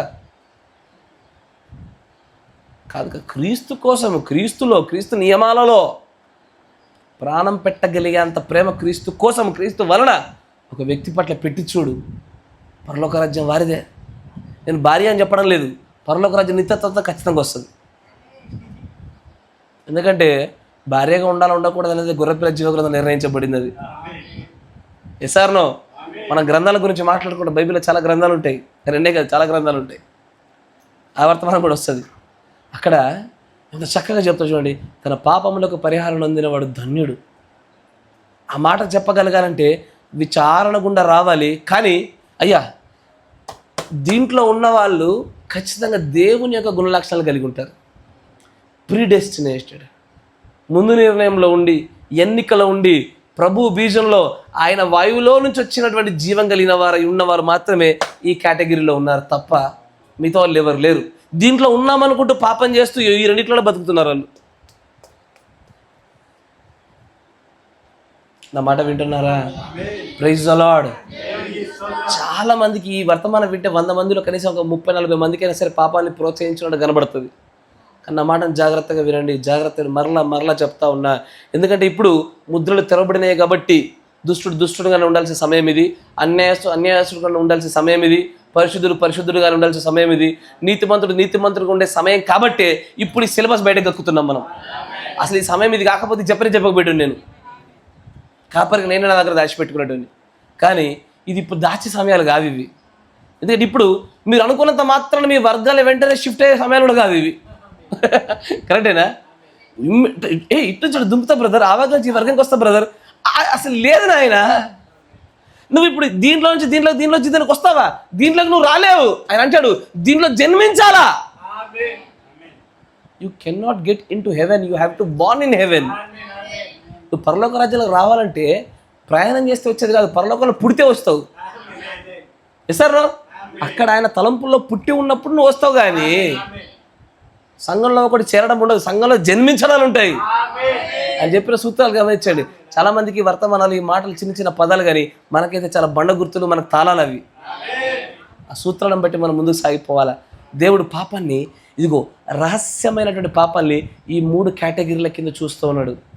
దీన్ని బట్టి మోసపోబాక, దీనిలో ఉన్నాను అనుకోకు. ఇది 10 లక్షలు ఇద్దరే ఉన్నారు, దీంట్లో 10 లక్షలు ఇద్దరే నిలబడినారు. ఇద్దరే. ఇద్దరు నేను ఎందుకు కాకూడదు అని అనుకుంటే అనుకోవచ్చు. కృపలో అనుకో, విశ్వాసంలో అనుకో, పాపాల్లో అనుకోబాక. ఏంటది? విశ్వాస విషయంలో అనుకో నేనేనని, కృప విషయంలో అనుకో నువ్వేనని, పాప విషయంలో మాత్రం అనుకోకు. ఆమేన్. Praise the lord. మంచి మోకరించండి, ప్రార్థన చేసుకుందాం. మిగతా విషయాలు దేవుడు మనకు అనుగ్రహిస్తున్న కొద్ది మనం ముందు సాగిపోదాం. ఇంకా చాలా విషయాలు ఉన్నాయి. పాపని మన గురించి మాట్లాడేటప్పుడు ప్రభు కృప బట్టి మనం ముందు సాగిపోతే ఇప్పటికి చాలా సమయం దాటిపోయింది. భవ్య అనేటువంటి ఒక సహోదరి, మన వసంత్ కుమార్ గారి బంధువు. ఆమె కడుపులో పేగుల చుట్టూ ఉండేటువంటి కొన్ని లింఫ్ నోడ్స్, అంటే ఆరోగ్యకరమైన విషయాలు, అవి కొంచెం ఉబ్బాయి. దానివల్ల నెలల తరబడి ఆమె ఇబ్బంది పడుతుంది, కడుపు నొప్పితో బాధపడుతుంది. కుమార్తెను చాలా హాస్పిటల్ తిప్పినారు, రిపోర్ట్ సోదరుడు చూపించాడు నాకు కూడా. కానీ అది ఖచ్చితంగా ఏ అనారోగ్యమైనా సరే దయ్యం వల్ల వచ్చేది కదా. కాబట్టి దానిలో నుంచి ఆ కుమార్తె విడుదల పొందాలా. కాబట్టి మీరందరూ కూడా దయచేసి సిన్సియర్గా ప్రార్థన చేద్దాం. ఏదో నేను ప్రార్థన చేయమని చెప్పాను కాబట్టి మీరు చేయడం కాకుండా మనస్ఫూర్తిగా నా తండ్రి, నా భర్త నా మాట వింటాడు, నా తరపున ఆ కుమార్తెకు ఆ స్వస్థత విడుదల పొందినట్లుగా నేను చేస్తాను అని చెప్పేసి నమ్మకంగా చేయండి, విశ్వాసంతో చేయండి. అంతేకాకుండా ఏ పాపరకు కూడా ఇప్పుడే జ్వరం వచ్చిందనే విషయం నాకు తెలిసారు. ఎందుకంటే ముందే చెప్పేవారు, కానీ ఇప్పుడు వచ్చినట్టుంది. కాబట్టి ఆ కుమారుడు కూడా ఖచ్చితంగా ఆ జ్వరం నుంచి విడుదల పొందినట్లు కుమారుని కూడా జ్ఞాపకం చేసుకుందాము. మరొక విషయం ఏంటంటే, మా అబ్బాయి విషయంలో కూడా ప్రభు చాలా గొప్ప కృప చూపించినారైనా. వాడికి విపరీతమైన జ్వరం వచ్చినటువంటి ఆ సందర్భంలో కూడా మరలా ఒకప్పటిలాగే చాలా సివియర్ అవుతుంది అనుకున్నాం, కానీ ప్రభు ఆ ప్రార్థనలు విన్నాడైనా, కృప చూపించాడు, వాడిని బాగు చేశాడు. బాగు చేసినప్పటి నుంచి వాడు అలా తట్టుకోలేకపోతా ఉన్నాం మేము. కాబట్టి ఉంటే బాధ లేకపోతే బాధ అన్నట్లు అట్లా సాగుతుంది. కాబట్టి వాడు అల్లరి కూడా తగ్గినట్లుగా దయచేసి మీరు ప్రార్థన చేయండి. మీ చేతుల్లో ఉన్నప్పుడు కూడా మీరు గద్దించండి, వాడిని సరిచేయండి. నేను మంచి విషయమే వాడిని గద్దిస్తుంటే నేను ఎప్పుడు ఏమనను వాడిని, మిమ్మల్ని కూడా ఏమను నేను. కాకపోతే మీ ఎదురుగా వాడు అల్లరి చేస్తున్నప్పుడు మీరు కనుక ప్రేమపూర్వకమైన వేరు వాడిని గద్దించలేదు అనుకోండి, మీరు ఎక్కడ తప్పిదం చేస్తున్నాడు, మీ దైవికమైన ప్రేమ లేనట్లు. ఎందుకంటే the divine love is correction, అంతేనా? దైవికమైన ప్రేమ అంటేనే సరి. మీ పిల్లలు నా ముందున్నప్పుడు కూడా మీరు నాకు చెప్పాల్సి అక్కర్లేదు, మేము దాన్ని కొనసాగిస్తూనే ఉన్నాము. మీరు వద్దన కొనసాగిస్తాం మేము, కాబట్టి సహించండి. వారిద్దరి గురించి ప్రార్థన చేద్దాం. ఎపఫ్రాను గురించి మరియు భవ్య అనే సహోదరుని గురించి చేద్దాం. అట్లాగే మనం మేము కుటుంబంలోకి వెళ్ళొచ్చాం, దాని గురించి సాక్ష్యాన్ని నేను రేపు పంచుకుంటాను.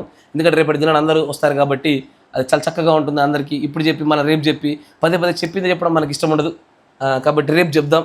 కానీ అక్కడ సంఘ విషయంలో కూడా దేవుడు చాలా గొప్ప కార్యాలు చేశాడు.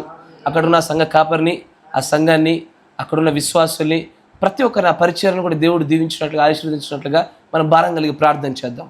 స్తోత్రం స్తోత్రం స్తోత్రం స్తోత్రం స్తోత్రం స్తోత్రం. మన మధ్యలో ఉన్న సోదరులు వసంత్ కుమార్ గారు ప్రార్థన చేస్తారు. స్తోత్రం స్తోత్రం స్తోత్రం స్తోత్రం స్తోత్రం స్తోత్రం స్తోత్రం పరిశుద్ధుడా, మహోన్నతుడా, మహాగరుడా, సర్వశక్తుడా, స్తోత్రం స్తోత్రం స్తోత్రం స్తోత్రం స్తోత్రం స్తోత్రం. ప్రభా నాయన, ఇంతవరకు నువ్వు ఉచితమైన కృపలో మమ్మల్ని భద్రపరచును నీ స్తోత్రములు చెల్లిస్తున్నాం ప్రభా. యేసయ్య నీ స్తుతి వందనాలు స్తోత్రములు చెల్లిస్తూ ఉన్నాము.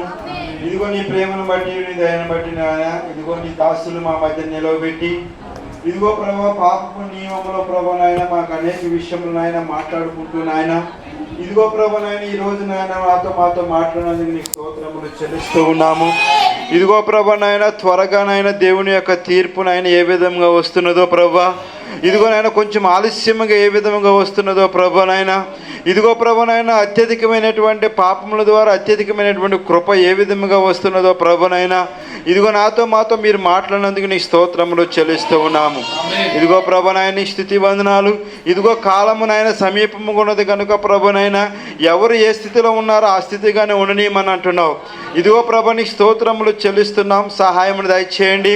ఇదిగో ఎన్నటువంటి ఈ లేఖన భాగములు మా హృదయములో నాయన మేము భద్రపరుచుకొని, ఇదిగో దానికి అనుగుణంగా మాలో నాయన అనేకమైనటువంటి నాయన మా జీవితములను దిద్దుకొని, ఇదిగో ప్రభు మేము సరిగా నాయన కట్టుకోవటానికి కృపాభాగ్యమును దయచేయమని అడుగుచున్నాం.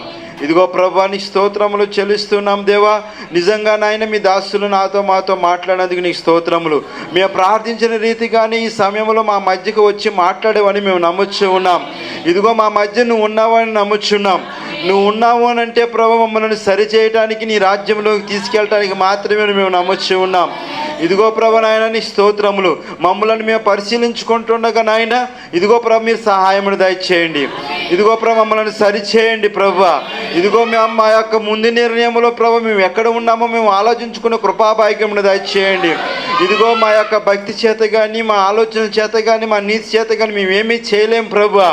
ఇదిగో నాయన ఇదిగో ఈ సంఘములో మేము ఏదో ఉండటం కాదు కానీ ప్రభు, ఇదిగో ఆ యొక్క స్థలాలలో, ఆ యొక్క రాజ్యములో మేము జన్మించినటువంటి వారముగా ఉంటాయి. కృపాభాగ్యమును దయచేయము.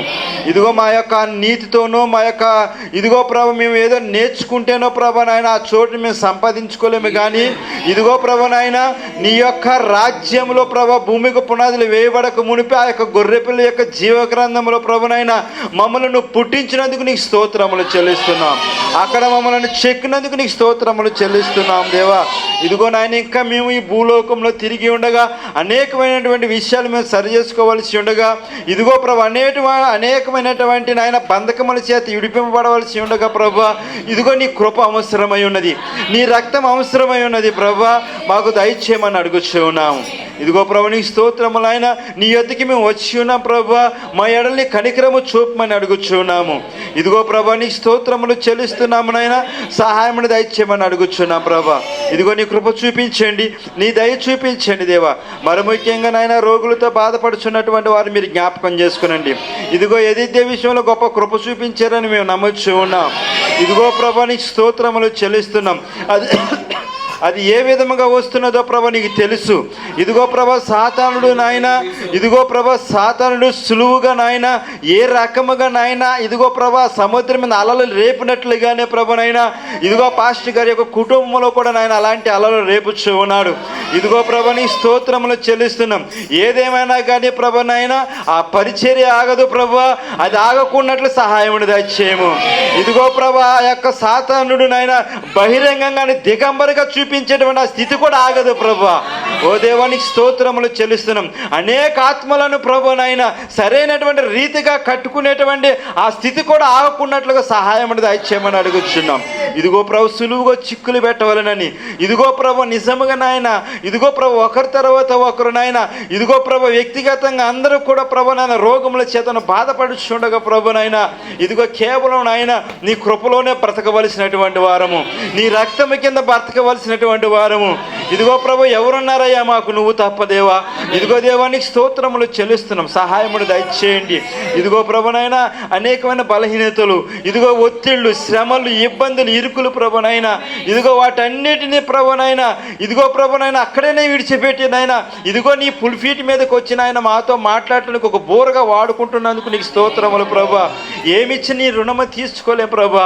ఇదిగో ఆయనలో ఉన్న గొప్పతనము కాదు కానీ ప్రభునైనా మా ఎడలను చూపుతున్న కృప ఉన్నది.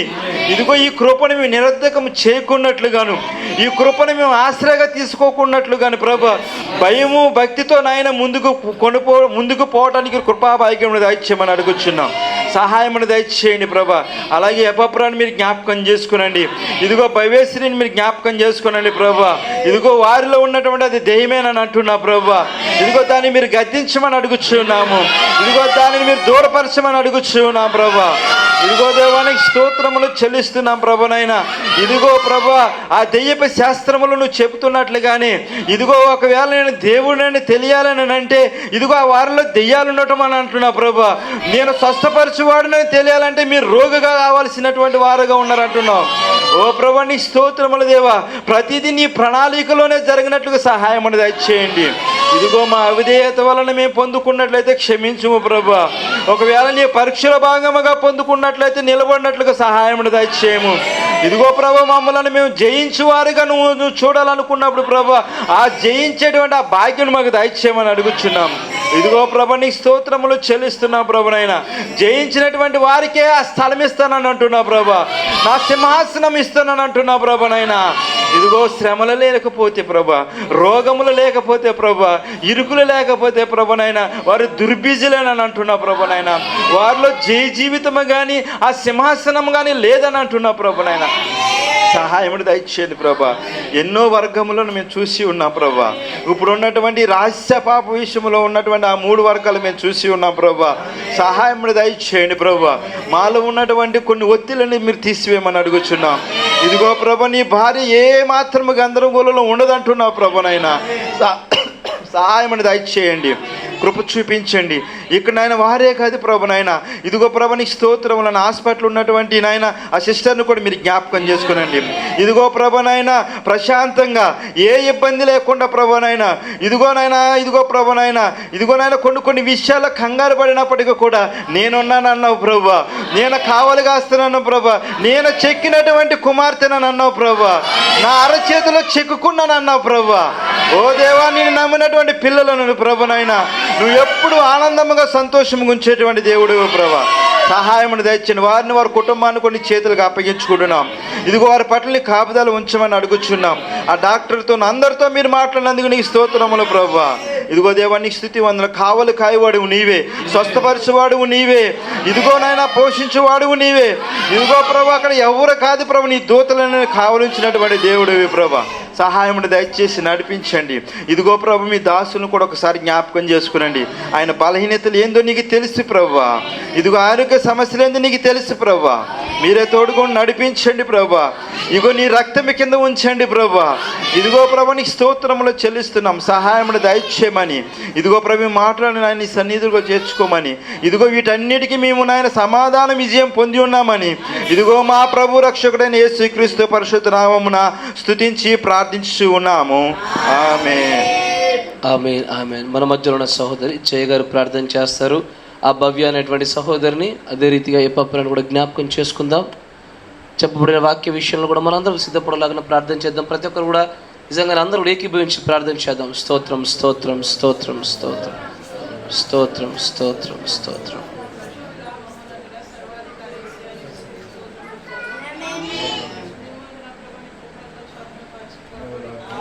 అయ్యా మరి ఒకసారి ప్రభాని సన్నిధిలోకిన ప్రభు నన్ను మమ్మల్ని నడిపించిన విధానం బట్టి నీకు వందనాలు అయ్యా. ఇక్కడ మోకరించిన ప్రతి ఒక్క పరిస్థితులను బట్టి నీకు వందనాలు చెల్లించుకుంటున్నాం ప్రభా.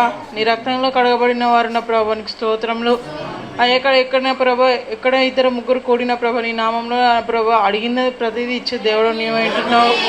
అయితే ఈ సమయంలో నా ప్రభా నీ రక్తం చేత కడగబడిన పరిశుద్ధులు ప్రార్థించుచున్నాగా నా రాజా, మా యొక్క ప్రార్థనలకు మీరు ప్రత్యుత్తరం దయచేయమని అడుగుచున్నాను. సర్వాధికారి మా యొక్క ప్రార్థన సహకారం కోరిన నా ప్రభా సహోదరిని జ్ఞాపకం చేసుకోండి. ఆ భవ్యాన్ని సహోదరిని నా ప్రభా నీకు జ్ఞాపకం చేసుకోమని అడుగుచున్నాం ప్రభా. తనలో ఉన్న నా ప్రభ సమస్తమైన నా ప్రభ రోగానికి సంబంధించిన నా ప్రభ కణాలన్న ప్రభ తీసివేసి నీ రక్తంగా ఉన్న నా ప్రభ బిడ్డను కడుగుమని అడుగుచున్నాం ప్రభా. సంపూర్ణ నా ప్రభ స్వస్థతను ప్రభు అయిన యేసుక్రీస్తు నామములో ఈ సమయంలో ఆ బిడ్డకు దయచేయమని అడుగుచున్నాం. నువ్వు యెహోవా రాఫా అయి ఉంటున్నావు ప్రభా, స్వస్థపరచు దేవుడవు నీవై ఉంటున్నావు ప్రభా. మా దుర్గము, మా కొండ, మా ఆశ్రయం సమస్తం నీవై ఉంటున్నావు ప్రభా. మేము ఏ మనుషుని వైపు మా ప్రభా మేము మా చేతులైతే మేము అడగట్లేదు కానీ నా ప్రభా అడగకన ముందు అక్కర్లు చెప్పనుకున్న ముందు మనవులు నా ప్రభ ఎరిగిన దేవుడవు నీవై ఉంటున్నావు.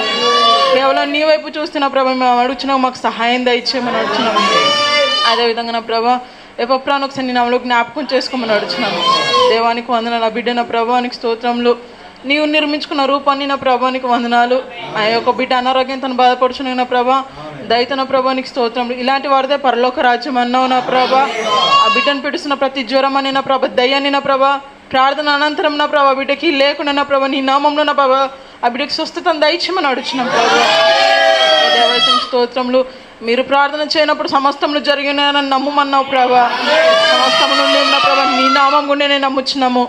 అయానికి స్తోత్రం. మీరు చేసిన విధానాన్ని బట్టి నీకు వందనాలు చెల్లించుకుంటున్నాము. నిజంగానే మీరు చేసే కార్యాలు కంటికి కనిపించవు నా ప్రభా, హృదయానికి గోచరం కావన్నావు. కానీ నా ప్రభా నీకు వందనాలు. ఈ సంఘంలో నా ప్రభా మీరు ఎన్నో అద్భుత కార్యాలు చేసిన విధానం బట్టి నీకు వందనాలు. అయానికి వందనాలు.